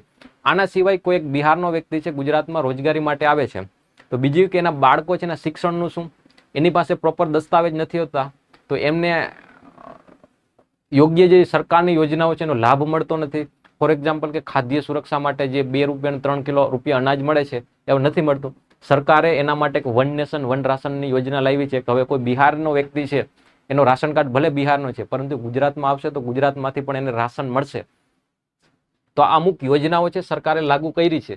આપણે એ વિચારી રહ્યા છીએ કે સરકારે કઈ કઈ બાબતોનું ધ્યાન રાખવું છે, કે સ્થળાંતર કરે છે એ વ્યક્તિ છે એની સાથે ભેદભાવ ના થાય, એના બાળકોનું શિક્ષણનું, એના ખાદ્યનું સરકારી યોજનાઓ પ્રોપર મળી જાય, આ બધી બાજુથી સરકારે વિચારવું પડશે. તો એક સ્થળાંતર નીતિ ઉપર ચર્ચા કરી શકાય. પછી સ્વાસ્થ્ય બાળકોનું, સ્ત્રીઓનું, દરેક વ્યક્તિના સ્વાસ્થ્યની વાત છે, પરંતુ ખાસ કરીને બાળકોનું સ્વાસ્થ્ય, સ્ત્રીઓનું સ્વાસ્થ્ય અને વૃદ્ધો. હવે વૃદ્ધોની વસ્તી આવતા 30-40 વર્ષ પછી ભારતમાં પણ વધવાની શરૂઆત થશે. અત્યારે આપણે ડેમોગ્રાફિક ડિવિડન્ડના પીરિયડમાં છીએ, એટલે આપણા માટે વૃદ્ધોની વસ્તી એટલી સમસ્યા નથી. આવતા 30 વર્ષ પછી વૃદ્ધોની સમસ્યા આપણા માટે સમસ્યા બનશે. તો આપણે પાણી પહેલા જ પાળ બાંધી લેવી જોઈએ કે વૃદ્ધોની વસ્તી વધવાની છે, તેના માટે અત્યારથી હોસ્પિટલ ઇન્ફ્રાસ્ટ્રક્ચર બનાવવાના ચાલુ કરી દેવા જોઈએ, કે ત્યારે આપણા ઉપર એકસાથે ભારણ ના આવે. એને પછી એક મહત્વનો શબ્દ, જે રીતે ડેમોગ્રાફિક ડિવિડન્ડ શબ્દ છે એવો શબ્દ છે લોન્જીવિટી ડિવિડન્ડ. ડેમોગ્રાફિક ડિવિડન્ડ એટલે કે 15 થી 64 ની ઉંમરવાળો વર્ગ છે એમાંથી આપણે ફાયદો લઈને અર્થતંત્રમાં યોગદાન આપવું. પરંતુ જે લોન્જીવિટી ડિવિડન્ડ છે એનો અર્થ એવો છે કે જે લોકો છે 60 વર્ષથી 65 વર્ષથી વધારે ઉંમરના લોકો છે, એમાંથી ઘણા લોકો ભણેલા છે, એની પાસે ઘણો અનુભવ છે, એમની પાસે આવડત છે. આ લોકો છે હવે કામ નથી કરતા, આપણે એને નિવૃત્ત કરી દીધા છે, તો એ લોકો પાસે તો જ્ઞાન, અનુભવ ઘણું બધું છે, આપણે એ લોકોને કામ આપીએ. ઇન શોર્ટ, કે આપણે જે નિવૃત્ત થવાનો જે 60 વર્ષનો 58 વર્ષનો એજ લિમિટ છે એને આપણે 70 વર્ષ કરી દઈએ. અર્થાત કે આ વ્યક્તિ છે એના અનુભવનો ઉપયોગ હજી આવતા 10 વર્ષ સુધી અર્થતંત્રને આપશે. તો આપણે આ જે અનુભવ છે એનો ફાયદો લેવાની વાત છે, ને કોઈ લોન્જીવિટી ડિવિડન્ડ, એટલે કે જે 60 વર્ષથી વધારે ઉંમર ધરાવતા વ્યક્તિઓ છે, એ વ્યક્તિઓને જે અનુભવ, એનો જ્ઞાન છે, એ કઈ રીતે અર્થતંત્રમાં ઉપયોગી સાબિત થઈ શકે, કે એના જ્ઞાનનો ઉપયોગ અર્થતંત્ર કરી શકે, એના માટેની જે પોલિસી બનાવવાની વાત છે એને કહેવાય લોન્જીવિટી ડિવિડન્ડ. તો એના માટે આપણે આ ડિવિડન્ડને લેવા માટે આપણે સૌથી સારું ઉદાહરણ શું છે, તો આપણે છે નિવૃત્તિ માટેનો જે ઉંમર છે એને આપણે વધારી દેવી જોઈએ. આપણે શેની ચર્ચા કરી છે? ચર્ચા એ કરી છે કે ભારતની અંદર વસ્તી વિશાળ છે, પરંતુ વસ્તીનો આપણે યોગ્ય ઉપયોગ નહીં કરીએ તો વસ્તી છે આપણા માટે ડિઝાસ્ટર સાબિત થશે. સરકારની કેવી નીતિઓ હોવી જોઈએ જેનાથી વસ્તી ડિઝાસ્ટર નહીં, પરંતુ આપણે એનો ડિવિડન્ડનો પ્રોપર લાભ લઈ શકીએ અને ભારત છે વિશ્વમાં મહાસત્તા બની શકે. તો આપણે કામ કરશું, આપણે અર્થતંત્ર આગળ જશે તો આપણે મહાસત્તા બની શકીશું. એના માટે સૌથી મહત્વની બાબત છે વસ્તી. તો વસ્તી ઉપરનો સવાલ હતો, આપણે વિસ્તારથી ચર્ચા કરી, પ્રિલિમ્સ અને મેઇન્સ બાબતથી એમાં અમુક મહત્વના કન્સેપ્ટને આવરી લીધા છે અને વસ્તી ઉપરના તમારી પાસે જે પણ કંઈ નોટ્સ મટીરિયલ હોય એના ઉપર ખાસ ધ્યાન રાખજો. એના ઉપર ભવિષ્યની અંદર એટલે આવતી પરીક્ષાની અંદર સવાલો આવવાના છે. પછીનો છે આપણે પ્રિલિયમ્સની અંદર 3 નંબરનો ટોપિક છે જાહેર ક્ષેત્રના સાહસો, public sector undertaking, public sector enterprise એની વાત કરે છે. ને મેન્સની અંદર પણ સેમ ટોપિક છે કે ખાનગીકરણ અને જાહેર ક્ષેત્રના સાહસો. આપણે જે ઉદ્યોગો ટોપિક છે એની અંદર એક સબ ટોપિક છે જાહેર ક્ષેત્રના સાહસો. તમે જોઈ શકો છો કે દર વર્ષે એક બે સવાલો માત્ર આ PSU જાહેર ક્ષેત્રના સાહસો છે એમાંથી પૂછાય છે. તો આ ચર્ચામાં કેમ છે? ચર્ચામાં એટલા છે કે ડિફેન્સ ક્ષેત્રની એક કંપની છે મઝગાંવ ડોકયાર્ડ, જે મઝગાંવ ડોક કરીને છે, એને નવરત્ન કંપનીનો દરજ્જો આપવામાં આવ્યો છે. તો આપણે કંપની શું કામ કરે છે, એ અલગ અલગ પ્રકારની સબમરીન, ડિસ્ટ્રોયર આવું બધું બનાવે છે, એ આપણે ઇકોનોમીનો પાર્ટ નથી. એ તમે કરંટ અફેરમાં, સાયન્સ એન્ડ ટેકનોલોજીમાં તમે જોઈ શકતા હશો કે તમે ઘણી વખત જોયું હશે કે કંઈક અલગ પ્રકારની સબમરીન, ડિસ્ટ્રોયર બનાવ્યું છે. તો એ કોને બનાવ્યું? તો મઝગાંવ ડોકયાર્ડ આ કંપની છે, ડિફેન્સ મંત્રાલય અંતર્ગતની PSU છે. તો એને આ કામ કરતી હોય છે. પરંતુ આપણે ઇકોનોમીના પર્સપેક્ટિવથી સમજવાનું છે નવરત્ન કંપની. તો નવરત્ન કંપનીનો દરજ્જો કોણ આપે છે? તો નવરત્ન કંપનીનો દરજ્જો આપે છે ડિપાર્ટમેન્ટ ઓફ પબ્લિક એન્ટરપ્રાઇઝ. તો ડિપાર્ટમેન્ટ ઓફ પબ્લિક એન્ટરપ્રાઇઝ છે એ કયા મંત્રાલય અંતર્ગત આવે છે? તો થોડા વર્ષો પહેલા ડિપાર્ટમેન્ટ છે એ આવતો તો મિનિસ્ટ્રી ઓફ હેવી ઇન્ડસ્ટ્રી અંતર્ગત, પરંતુ એ ડિપાર્ટમેન્ટ હવે બદલી ગયો છે. અત્યારે ડિપાર્ટમેન્ટ ક્યાં આવે છે? અત્યારે નાણાં મંત્રાલય અંતર્ગત આ ડિપાર્ટમેન્ટ આવે છે. નાણાં મંત્રાલય અંતર્ગત ડિપાર્ટમેન્ટ ઓફ પબ્લિક એન્ટરપ્રાઇઝ છે. એનું કામ છે કે કોઈ પણ કંપનીને નવરત્ન, મહારત્ન, મિનિરત્ન એ રીતે કોઈ પણ કંપનીને સ્ટેટસ આપવાનું. તો આપણે જે મઝગાંવ ડોક છે એ 18મી નવરત્ન કંપની બની ગઈ છે. તો નવરત્ન, મિનિરત્ન એ બધું શું છે? તો આપણે એને સમજીએ. જો સરકારની બધી કંપનીઓ છે ને એને કહેવાય પબ્લિક સેક્ટર અંડરટેકિંગ. સરકારની કંપનીઓ કોને કહેવાય? જે કંપનીમાં સરકારની હિસ્સેદારી છે 51% કે એનાથી વધારે છે એવી બધી કંપનીને સરકારી કંપનીઓ કહેવાય. એને કહેવાય PSU. આ PSU છે એ 3 ભાગમાં વહેંચેલી છે. અમુક સરકારી કંપની છે એટલે કે કેન્દ્ર સરકારની કંપનીઓ છે એને કહેવાય central public sector enterprise, CPSE. પછી એ જ રીતે કેટલીક સરકારી કંપનીઓ રાજ્ય સરકારની હોય છે તો એને કહેવાય સ્ટેટ પબ્લિક સેક્ટર એન્ટરપ્રાઇઝ. ને અમુક છે પબ્લિક સેક્ટર બેન્કો. આવી પબ્લિક સેક્ટર બેન્કો 12 છે એટલે કે સરકારી બેન્કો. તો બધાને રાજ્ય સરકારની કંપનીઓ, કેન્દ્ર સરકારની કંપનીઓ અને સરકારી બેન્કો, જે 12 સરકારી બેન્કો છે, આ બધાને મળીને શું કહેવાય? Public sector undertaking. આપણે ચર્ચા કરવાની છે જે કેન્દ્ર સરકારની સરકારી કંપનીઓ છે એમની ચર્ચા કરવાની છે. જે રીતે આપણે કેમ પોલીસ ડિપાર્ટમેન્ટની અંદર રેન્ક છે ASI, PSI, પછી PI, DYSP. એક તો સીધી ભરતી પરીક્ષાથી થઈ શકે છે. આપણે સીધી ભરતી પરીક્ષા નથી કરતા. કોઈ વ્યક્તિ ASI છે તો અમુક સમય પછી અથવા તો એના જે સારું કામ હશે બધાના લીધે એનું પ્રમોશન થઈને શું થશે? PSI, PIમાં પ્રમોટ થશે, PI છે DYSPમાં પ્રમોટ થશે. એટલે આપણે સીધી ભરતી પરીક્ષા નહીં, પરંતુ આપણે સમજવા માટે કે આ પ્રમોશન થાય છે. એ જ રીતે કંપની છે એ જો સારું કામ કરશે તો ASI માંથી PSI, PSI માંથી PI એ રીતે પ્રમોટ થશે. પરંતુ આપણે ASI, PSI, PI નહીં, એની જગ્યાએ આપણે નામ શું છે? નામ છે મિનિરત્ન, નવરત્ન અને મહારત્ન. કોઈ પણ કંપની છે સરકારની, સેન્ટ્રલ કેન્દ્ર સરકાર છે એની ઘણી બધી કંપનીઓ છે. તો આ કેન્દ્ર સરકાર છે એની ઘણી બધી કંપની છે. આ કંપનીઓમાંથી કોઈ કંપની છે અમુક ક્રાઇટેરિયા ફૂલફિલ કરશે તો આપણે એને મિનિરત્ન કંપની છે એવું કહેશું. તો આ કંપનીઓની સંખ્યા ઘણી છે, 70 આજુબાજુ છે. એની સંખ્યા બદલતી રહેતી હોય છે. પરીક્ષા આવે ત્યારે જોઈ લેવાનું કે કંપની કેટલી છે. પરંતુ આ તો દર મહિને આ કંપનીની સંખ્યા તો બદલતી હોય છે. તો જે અમુક ક્રાઇટેરિયાનું ફૂલફિલમેન્ટ કરે એને કહેવાય મિનિરત્ન કંપનીઓ. મિનિરત્ન કંપની છે એ અમુક ક્રાઇટેરિયાનો ફૂલફિલ કરશે તો આપણે મિનિરત્ન કંપનીને પ્રમોટ કરીને નવરત્ન કંપનીઓ બનાવશું. આપણે જે ચર્ચા કરીએ છીએ એ ચર્ચા કરીએ છીએ કે મઝગાંવ ડોકયાર્ડ નામની કંપની છે, એમને 18મી કંપની છે કે જેને મિનિરત્ન કંપનીનું સ્ટેટસ આપ્યું. આનો અર્થ એવો છે કે આના પહેલા 17 કંપનીઓ તો હતી જે નવરત્ન કંપનીઓ હતી, ને આ 18મી કંપની છે જેને નવરત્નનો સ્ટેટસ કે દરજ્જો મળ્યો છે. આ નવરત્ન કંપની છે એ હજી વધારે સારું કામ કરશે, અમુક ક્રાઇટેરિયા ફૂલફિલ કરશે તો આપણે એને મહારત્ન કંપનીઓનું સ્ટેટસ આપીશું. તો ક્યારથી આપણે સ્ટેટસ આપીએ? આપણે દેશ આઝાદ થયો ત્યારથી આ કામ કરતા હતા કે? તો કે ના, એ કામ આપણે કરવાનું ચાલુ કર્યું 1997ના સમયથી. આપણે જે કંપનીઓ સારું કામ કરતી હતી એને આપણે કેટેગરાઇઝ કરી. અમુક કંપનીને મિનિરત્ન, જે બહુ સારું કરે એમને નવરત્ન. ફરી 2009-10માં આપણે એમ થયું કે અમુક કંપનીઓ જે નવરત્ન કંપનીઓ છે એ તો હજી વધારે સારું પરફોર્મ કરે છે, મતલબ આપણે એને એક અલગ કેટેગરી આપવી જોઈએ. તો એવી કંપનીને આપણે મહારત્ન કંપનીઓ કહીએ છીએ કે જે નવરત્ન કંપનીઓ છે એ હજી એનાથી વધારે બેટર કરશે તો આપણે એને મહારત્ન કંપનીઓનું સ્ટેટસ આપીશું. તો ફાયદો શું આ સ્ટેટસ આપવાથી? સ્ટેટસ આપવાથી અમુક ફાયદા થાય છે. કેવા ફાયદા થાય છે? આપણે બધા ફાયદા શું છે એની ચર્ચા નથી કરતા, માત્ર આપણે નવરત્ન કંપની વિશે સમજી લઈએ કે નવરત્ન કંપની અત્યારે ચર્ચામાં છે. તો આ ક્રાઇટેરિયા છે. આ પીડીએફમાં તમે વાંચી લેજો કે કયા ક્રાઇટેરિયા છે, અને બાકી તમને સ્ટેટિક પોર્શન જ છે તો તમે ક્યાંય તમારી બુકની અંદર આ તો બેઝિક વસ્તુ છે, તમે વાંચેલું જ હશે, માત્ર રિવિઝન કરી લેજો આમાંથી. જે કંપની આ ક્રાઇટેરિયાનું ફૂલફિલમેન્ટ કરે છે એ કંપનીને આપણે મિનિરત્ન કંપની કહીશું. તો મિનિરત્ન કંપની છે એ પણ 2 શ્રેણીની છે. મિનિરત્ન કંપની છે એના 2 ભાગ છે, મિનિરત્ન શ્રેણી 1 અને મિનિરત્ન શ્રેણી 2. એટલે સૌથી છેલ્લા નંબરની કંપની કઈ આપશે? મિનિરત્ન શ્રેણી 2. એમને પ્રમોટ કરીને આપણે બનાવશું મિનિરત્ન શ્રેણી 1 ની કંપની. એમને પ્રમોટ કરીને આપણે બનાવશું નવરત્ન કંપની. એમને પ્રમોટ કરીને બનાવશું મહારત્ન કંપની. તો મિનિરત્ન શ્રેણી 2 ના માટેના ક્રાઇટેરિયા છે, 1 માટેના ક્રાઇટેરિયા છે. ક્રાઇટેરિયા ફૂલફિલ કરશે તો એ કંપનીને અમુક ફ્રીડમ આપવામાં આવશે. ફ્રીડમ કોનાથી? સરકારથી. તો એ કંપની પોતાની જાતે કોઈ પ્રોજેક્ટ કરવા માટેની ફ્રીડમ આપવામાં દરેક વખતે સરકારની પરવાનગી લેવાની જરૂર પડશે નહીં. તો આપણે વાત કરી છે તે નવરત્ન કંપનીઓ. જે કંપનીઓ મિનિરત્ન શ્રેણી 1 છે એને પ્રમોટ કરીને આપણે નવરત્ન કંપનીનું સ્ટેટસ આપીએ છીએ. તો કઈ કંપનીઓને આપણે નવરત્ન શ્રેણીનું સ્ટેટસ આપશું? તો પહેલો ક્રાઇટેરિયા એવો છે કે કંપની મિનિરત્ન શ્રેણી 1 ની અંદર હોવી જોઈએ. પછી બીજો ક્રાઇટેરિયા છે કે કંપની છે એ કોઈ પણ પ્રોજેક્ટ કરે છે તો છેલ્લા 5 વર્ષના એના પ્રોજેક્ટ આપણે જોવાના.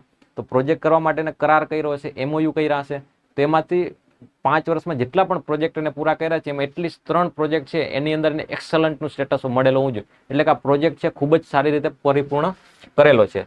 તો બીજો ક્રાઇટેરિયા એ છે કે એને જે 5 વર્ષની અંદર જેટલા પ્રોજેક્ટ કર્યા એની અંદર એક્સેલન્ટ અથવા તો વેરી ગુડ એવું સર્ટિફિકેટ મળેલું હોવું જોઈએ. ને ત્રીજું છે કે જાહેર સાહસનો વિભાગ. આ જાહેર સાહસ વિભાગ કયો? કે જે વિભાગ છે નવરત્નનું સ્ટેટસ આપે છે, જે ફાઇનાન્સ મંત્રાલય અંતર્ગત છે, એને અમુક 6 ક્રાઇટેરિયા બનાવેલા છે. આ ક્રાઇટેરિયા ઉપરથી કંપનીને માર્ક્સ મળે છે. જો એને 60% ઉપર માર્ક્સ મળશે, મિનિરત્ન શ્રેણી 1 ની કંપની છે, એના પ્રોજેક્ટમાં 3માં એક્સેલન્ટનું સર્ટિફિકેટ મળે છે, એને 100 માંથી 60 માર્ક્સ, એના 6 અલગ અલગ પેરામીટર છે, 6 પેરામીટરની અંદર એને 100 માંથી 60 માર્ક્સ મળશે, તો એ કંપનીને આપણે નવરત્ન કંપનીનો દરજ્જો આપી દેશું. નવરત્ન કંપનીઓ કોઈ બની ગઈ છે તેનો ફાયદો શું છે? માની લો કે એક કંપની છે, એમની વેલ્યુ છે એ 1 લાખ કરોડની છે, એમની નેટવર્થ આ કંપનીની. આ આપણે માની લો કે મઝગાંવ ડોકિયાર્ડ કંપનીની ચર્ચા કરીએ, જે નવરત્ન કંપની બની છે 18મી, એની વેલ્યુ આપણે એક્ઝામ્પલ માટે સમજી લઈએ કે 1 લાખ કરોડ છે. તો આ કંપની છે એ કંપનીના 15% એટલે કેટલા થશે? 15,000 કરોડ. આ કંપનીના વેલ્યુના 15% એટલે કેટલા થાય છે? 15,000 કરોડ. હવે 2 ક્રાઇટેરિયા આપેલા છે. આ કંપનીની વેલ્યુ છે એના 15% સુધીનો પ્રોજેક્ટ છે એ કંપની સરકારની પરવાનગી વગર કરી શકશે. એટલે કે આ કંપનીએ કોઈ પ્રોજેક્ટ કરવાનો છે ભારતની અંદર કોઈ પણ બીજી કંપની સાથે, તો એ 15,000 કરોડ સુધીનો પ્રોજેક્ટ હશે તો સરકાર પાસેથી પરવાનગી લેવાની જરૂર પડશે નહીં. પરંતુ બીજો ક્રાઇટેરિયા એ પણ લખેલો છે કે મહત્તમ આ પ્રોજેક્ટ કેટલાનો હોવો જોઈએ? 1000 કરોડ સુધીનો. એટલે કે કંપની છે એની વેલ્યુના 15% ને મહત્તમ કેટલાના? 1000 કરોડ સુધીનો પ્રોજેક્ટ છે સરકારની પરવાનગી વગર જ બનાવી શકશે. જો મિનિરત્ન કંપની હશે તો આ જે 1000 કરોડનો પ્રોજેક્ટ છે એના માટે 500 કરોડ હશે. મિનિરત્ન 2 શ્રેણી છે તેના માટે પ્રોજેક્ટ છે 300 કરોડનો હશે. કે જેમ જેમ કંપની મિનિરત્નમાંથી નવરત્ન મહારત્ન બનશે એના માટે જે પ્રોજેક્ટની વેલ્યુ છે વધતી જશે. એટલે કે મોટો પ્રોજેક્ટ છે સરકારની પરવાનગી વગર કરી શકશે. એટલે કે એના માટે અમુક ફ્રીડમ વધી જશે. એ જ રીતે છે મહારત્ન કંપની કઈ રીતે બનશે, એના માટે ક્રાઇટેરિયા, એની ફ્રીડમ કેટલી મળશે. તો જે રીતે નવરત્ન કંપની છે એના માટે 1000 કરોડનો પ્રોજેક્ટ છે સરકારની પરવાનગી વગર થઈ શકતો, તો એ રીતે મહારત્ન કંપનીમાં 5000 કરોડનો પ્રોજેક્ટ છે સરકારની પરવાનગી વગર થઈ શકે છે. અને પ્રિલિયમ્સની અંદર પૂછાયેલો સવાલ છે કે મહારત્નનો દરજ્જો મેળવવો હોય તો એના માટેના ક્રાઇટેરિયા કયા છે? તો આ ક્રાઇટેરિયા સેમ આમાં લખેલા છે, સવાલમાં પૂછાયેલા હતા. તો એ તમે તમારી રીતે જોઈ લેજો. આ મહારત્ન 13 કંપનીઓ છે.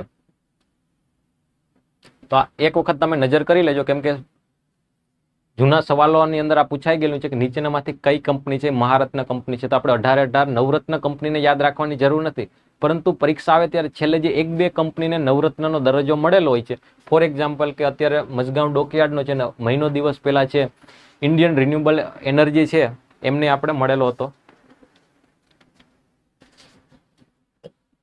જો આપણે મહિનો દિવસ પહેલા જ આ ચર્ચા કરેલી હતી કે 17મી કંપની છે ઈરડા છે એમને નવરત્નનો દરજ્જો મળ્યો છે, અને આજે ચર્ચા કરી છે કે 18મી કંપની છે. તો જ્યારે પરીક્ષા આવે ત્યારે છેલ્લી કંપની જે ચર્ચામાં હોય એમને યાદ રાખી શકાય. એના સિવાય મહારત્ન કંપનીઓ કઈ કઈ છે એમને આપણે યાદ રાખવાનું. દરેક નવરત્ન કંપનીને યાદ રાખવાની જરૂર નથી. તો આ પ્રિલિમ્સના પર્સપેક્ટિવથી મહત્વનો મુદ્દો છે. આમાં સ્ટેટિક અને કરંટ આપણે બંને કવર કરી લીધું. હવે છે નાણાકીય સમાવેશ ઇન્ડેક્સ. આરબીઆઈ દ્વારા દર વર્ષે નાણાકીય સમાવેશ સૂચકાંક, નાણાકીય સમાવેશન, ફાઇનાન્શિયલ ઇન્ક્લુઝન ઇન્ડેક્સ જારી કરવામાં આવે છે. તો પેલો સવાલ એ કે ફાઇનાન્શિયલ ઇન્ક્લુઝન એટલે શું, નાણાકીય સમાવેશ એટલે શું? તો ઇન્ક્લુઝન ગુજરાતીમાં આપણે કઈ સમાવેશ એટલે કે બધાને સાથે લેવાની વાત છે. એ કોઈ સમાવેશી વિકાસ.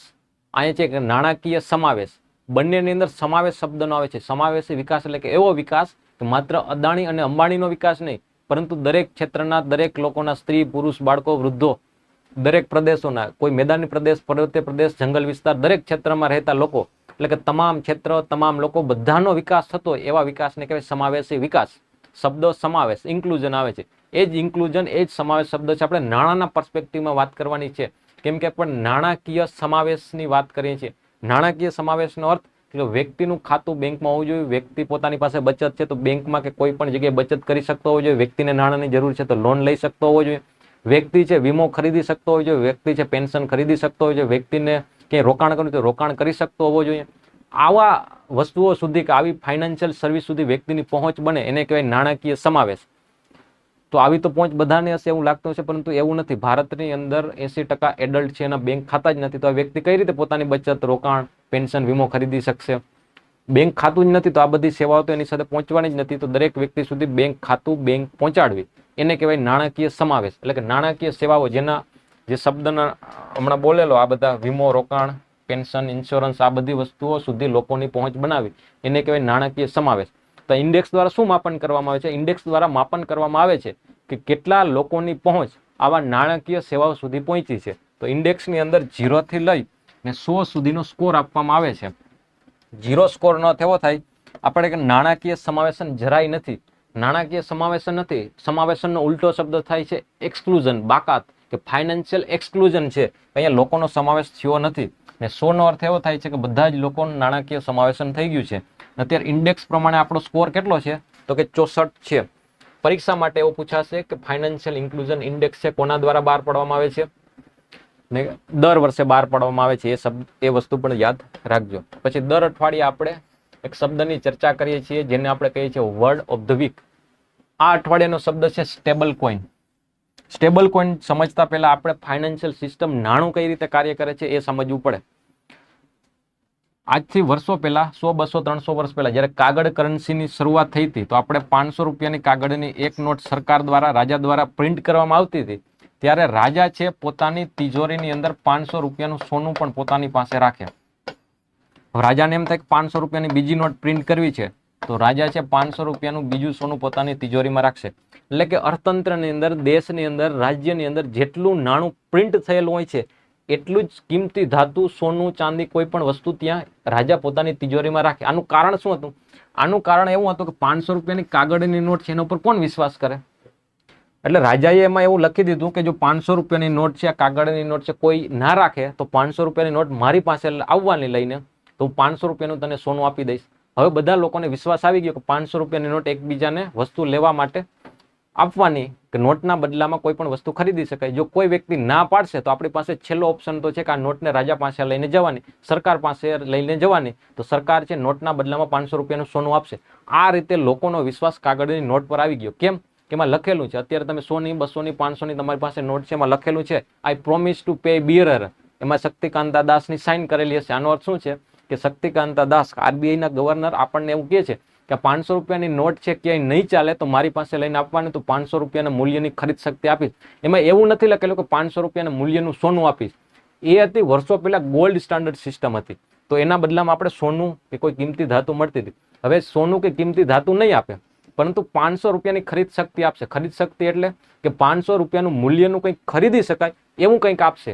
માની લો કે તમે 500 રૂપિયાની નોટ આપો તો બદલામાં તમને 500-100ની નોટ આપે. તમે એમ થાય કે 100ની નોટ પણ કોઈ નથી રાખતું તો 500 રૂપિયાના સિક્કા આપે. એવું કંઈ પણ આપશે, પરંતુ તમને 500 રૂપિયાનું મૂલ્ય આપશે. તો આને કઈ 500 રૂપિયાની ખરીદ શક્તિ આપી. તો આ વસ્તુ શું છે કે જે નોટ જેટલી છાપેલી છે, જેટલું અત્યારે અર્થતંત્રમાં નાણું છાપેલું છે, એટલા જ મૂલ્યના એસેટ, એટલા જ મૂલ્યની સંપત્તિ રાજા કે સરકાર પોતાની પાસે રાખે. કેમ કે લોકોનો વિશ્વાસ આ સિસ્ટમમાં જળવાઈ રહે એટલા માટે. એટલે આને કહેવાય, આ જે કરન્સી છે એ કોઈ એસેટ વડે બેક કરેલી છે. આ જે નાણું છે એ કોઈ એસેટ વડે બેક કરેલું છે. તો અત્યારની આપણી ભારતની સિસ્ટમ શું છે? આપણે કીધું કે આપણે છે ગોલ્ડ સ્ટાન્ડર્ડ સિસ્ટમ નથી. આપણા દેશની અંદર જેટલું નાણું પ્રિન્ટ થયેલું છે એટલા મૂલ્યનું સોનું આપણા દેશની રિઝર્વ બેંક પાસે નથી. તો આનો અર્થ શું છે? આનો અર્થ છે કે માત્ર સોનું નહીં, ભારતની રિઝર્વ બેંક છે એની પાસે સોનું છે, પછી વિદેશી કરન્સી છે, ને આના સિવાય છે ગવર્મેન્ટ સિક્યુરિટી. એટલે કે ભારતની અંદર જેટલું નાણું પ્રિન્ટ થયેલું છે એટલા જ મૂલ્યનું સોનું, ગવર્મેન્ટ સિક્યુરિટી અને વિદેશી કરન્સી ત્રણેય મળીને થઈ જાય છે. એટલે કે ભારતની રિઝર્વ બેંકે છે જેટલું નાણું છે એનું બેક તો કરેલું છે, પરંતુ બધું સોના વડે નથી કર્યું. અમુક વિદેશી કરન્સી છે અને અમુક ગવર્મેન્ટ સિક્યુરિટી છે. તો પ્રિલિમ્સની અંદર એવો સવાલ પૂછાય કે ભારતની અંદર જેટલું નાણું છે એ બધું કોઈને કોઈ એસેટ વડે બેક કરેલું છે? તો કે હા, આપણું જેટલું નાણું છે એ કોઈને કોઈ એસેટ વડે તો બેક કરેલું છે, પરંતુ બધું નાણું સોના વડે બેક કરેલું નથી. બેક કરવાનો અર્થ થાય છે કેટલા જ મૂલ્યનું એસેટ છે એ સરકારે એટલે કે આરબીઆઈ પોતાની પાસે રાખેલી છે. તો આપણો રૂપિયો છે એનો વિશ્વાસ આપણે ક્યાંથી આવે છે? આપણો રૂપિયો, આપણી પાસે 500ની નોટ, આપણી પાસે 100ની નોટ છે, એનો વિશ્વાસ આપણે ત્યાંથી આવે છે કે જેટલું નાણું પ્રિન્ટ કરેલું છે એટલા જ મૂલ્યના એસેટ, એટલા જ મૂલ્યની સંપત્તિ આરબીઆઈ પાસે છે. જો માની લો કે 500ની નોટ કોઈ નહીં લેશે તો આરબીઆઈ પાસે એટલા મૂલ્યની પ્રોપર્ટી, એસેટ, સંપત્તિ એની પાસે છે. તો આપણો વિશ્વાસ આ કાગળની નોટ પર નથી, આપણો વિશ્વાસ છે આરબીઆઈ પાસે રહેલા એસેટ્સ પર. તો આ તો વસ્તુ બરોબર છે કે આપણે એના ઉપર વિશ્વાસ રહે છે, પરંતુ આપણે નામ સાંભળેલું છે બિટકોઇનનું. તો આપણી પાસે એક બિટકોઇન છે, એના ઉપર આપણો વિશ્વાસ ક્યાંથી આવે છે? બિટકોઇન બનાવનારે આ રીતે કોઈ પણ ક્રિપ્ટોકરન્સી, ઇથેરિયમ છે, ડોજીકોઇન છે, આ કોઈ પણ કરન્સી છે એની પાછળ કોઈ પણ સંપત્તિ બેક કરેલી નથી. એટલા માટે જ તમે સાંભળેલું હશે કે ક્રિપ્ટોકરન્સીનું મૂલ્ય છે ખૂબ જ ઝડપથી વધારાનો ઘટાડો થાય છે. આજથી 2 વર્ષ પહેલા ક્રિપ્ટોકરન્સી છે એક બિટકોઇનનું મૂલ્ય હતું 20 લાખ, અત્યારે એક બિટકોઇનનું મૂલ્ય છે 70 લાખ. કેટલું ઝડપથી ફ્લક્ચ્યુએટ થાય છે એની કિંમતો. કેમ કે એની પાછળ કોઈ એસેટ છે બેક કરેલા નથી. જ્યારે રૂપિયાનું મૂલ્ય એટલું ઝડપથી વધારે ઘટાડો થતો નથી. કેમ કે વધારો ઘટાડો નથી થતો એનું પાછળનું એક મહત્વનું કારણ છે કે એ કરન્સી છે એ સ્ટેબલ છે, અને સ્ટેબલ હોવા પાછળનું કારણ છે કે એ એસેટ વડે બેક કરેલી છે, કોઈ સંપત્તિ વડે બેક કરેલી છે. જ્યારે ક્રિપ્ટોકરન્સી છે એમાં આવું કોઈ પણ પ્રકારનું બેકિંગ હોતું નથી. એના કારણે માત્ર ને માત્ર આ બધું બિટકોઇન છે, ઇન શોર્ટ કે બધા જ પ્રકારની ક્રિપ્ટોકરન્સીઓ છે, એનું મૂલ્ય માત્ર ને માત્ર ડિમાન્ડ અને સપ્લાય ઉપર જ નિર્ભર હોય છે. તો એવી ક્રિપ્ટોકરન્સી જેને કોઈ એસેટ વડે બેક કરવામાં આવે છે એવી ક્રિપ્ટોકરન્સીને સ્ટેબલ કોઇન કહેવાય. તો આપણો આજનો શબ્દ છે સ્ટેબલ કોઇન. સ્ટેબલ કોઇન કેને કહેવાય? જનરલી ક્રિપ્ટોકરન્સી છે એને કોઈ એસેટ વડે, કોઈ સંપત્તિ વડે બેક કરેલી હોતી નથી. એટલા માટે એના મૂલ્યની અંદર ખૂબ જ ઝડપથી ફેરફારો થતા હોય છે. એટલે કે એનું મૂલ્ય છે અસ્થિર છે. ક્રિપ્ટોકરન્સીનું મૂલ્ય અસ્થિર છે. પરંતુ એવી ક્રિપ્ટોકરન્સી જેને કોઈ એસેટ્સની અંદર તમે સોનું રાખી શકો, કોઈ વિદેશી કરન્સી રાખી શકો, કોઈ પણ કિંમતી ધાતુ, એસેટ્સ, કોમોડિટી કંઈ પણ રાખો, પરંતુ જેટલા મૂલ્યની ક્રિપ્ટોકરન્સી હોય એટલા જ મૂલ્યના એસેટ્સ એ કંપની ફાઉન્ડર જે પણ છે એની પાસે હોય, તો એને કહેવાય સ્ટેબલ કોઇન. સ્ટેબલ કોઇન હશે તો એના મૂલ્ય, એક સ્ટેબલ કોઇન હશે એનું મૂલ્ય છે ખૂબ જ ઝડપથી ફેરફાર થશે નહીં. તો વિદ્યાર્થી મિત્રો, આપણે છે વસ્તીનો ટોપિક ખૂબ જ વિસ્તારથી પ્રિલિમ્સ અને મેન્સના પર્સપેક્ટિવથી જોયો. પછી એના સિવાયનો એક આરબીઆઈનો ઇન્ડેક્સ પણ જોયો. એના સિવાય આપણે નવરત્ન કંપનીનો દરજ્જો મેળવ્યો એ પણ જોયો. ને આપણે છેલ્લે સ્ટેબલ કોઇન એટલે શું એ પણ સમજ્યા. આ વખતનો અઠવાડિયાનો સૌથી મહત્વની ખબર જે વસ્તી ઉપરની આપણે ચર્ચા કરી એના ઉપર તમને ઘણા ડાઉટ્સ ક્લિયર થયા છે. આપણે પ્રિલિમ્સ અને મેન્સમાં પૂછાયેલા સવાલો પણ ચર્ચા કરી, અને મેન્સ માટે કયા સવાલો પૂછાઈ શકે એના ઉપરની પણ ચર્ચા કરી છે. આ વસ્તુ ખાસ ધ્યાન રાખજો. વસ્તી જે ટોપિક છે એ ખૂબ જ મહત્વનો છે પરીક્ષા માટે. આના સિવાય પણ તમારી નોટ્સમાં તમારી પાસે જે પણ મટીરિયલ હોય વસ્તી ઉપરનું, આ ડેમોગ્રાફિક ડિવિડન્ડ છે, સરકારની કેવી નીતિઓ હોવી જોઈએ, આવા સવાલો પૂછાવાની સંભાવના છે. તો આવતા અઠવાડિયે ફરી નવી ખબરો સાથે મળીશું. ત્યાં સુધી આવજો.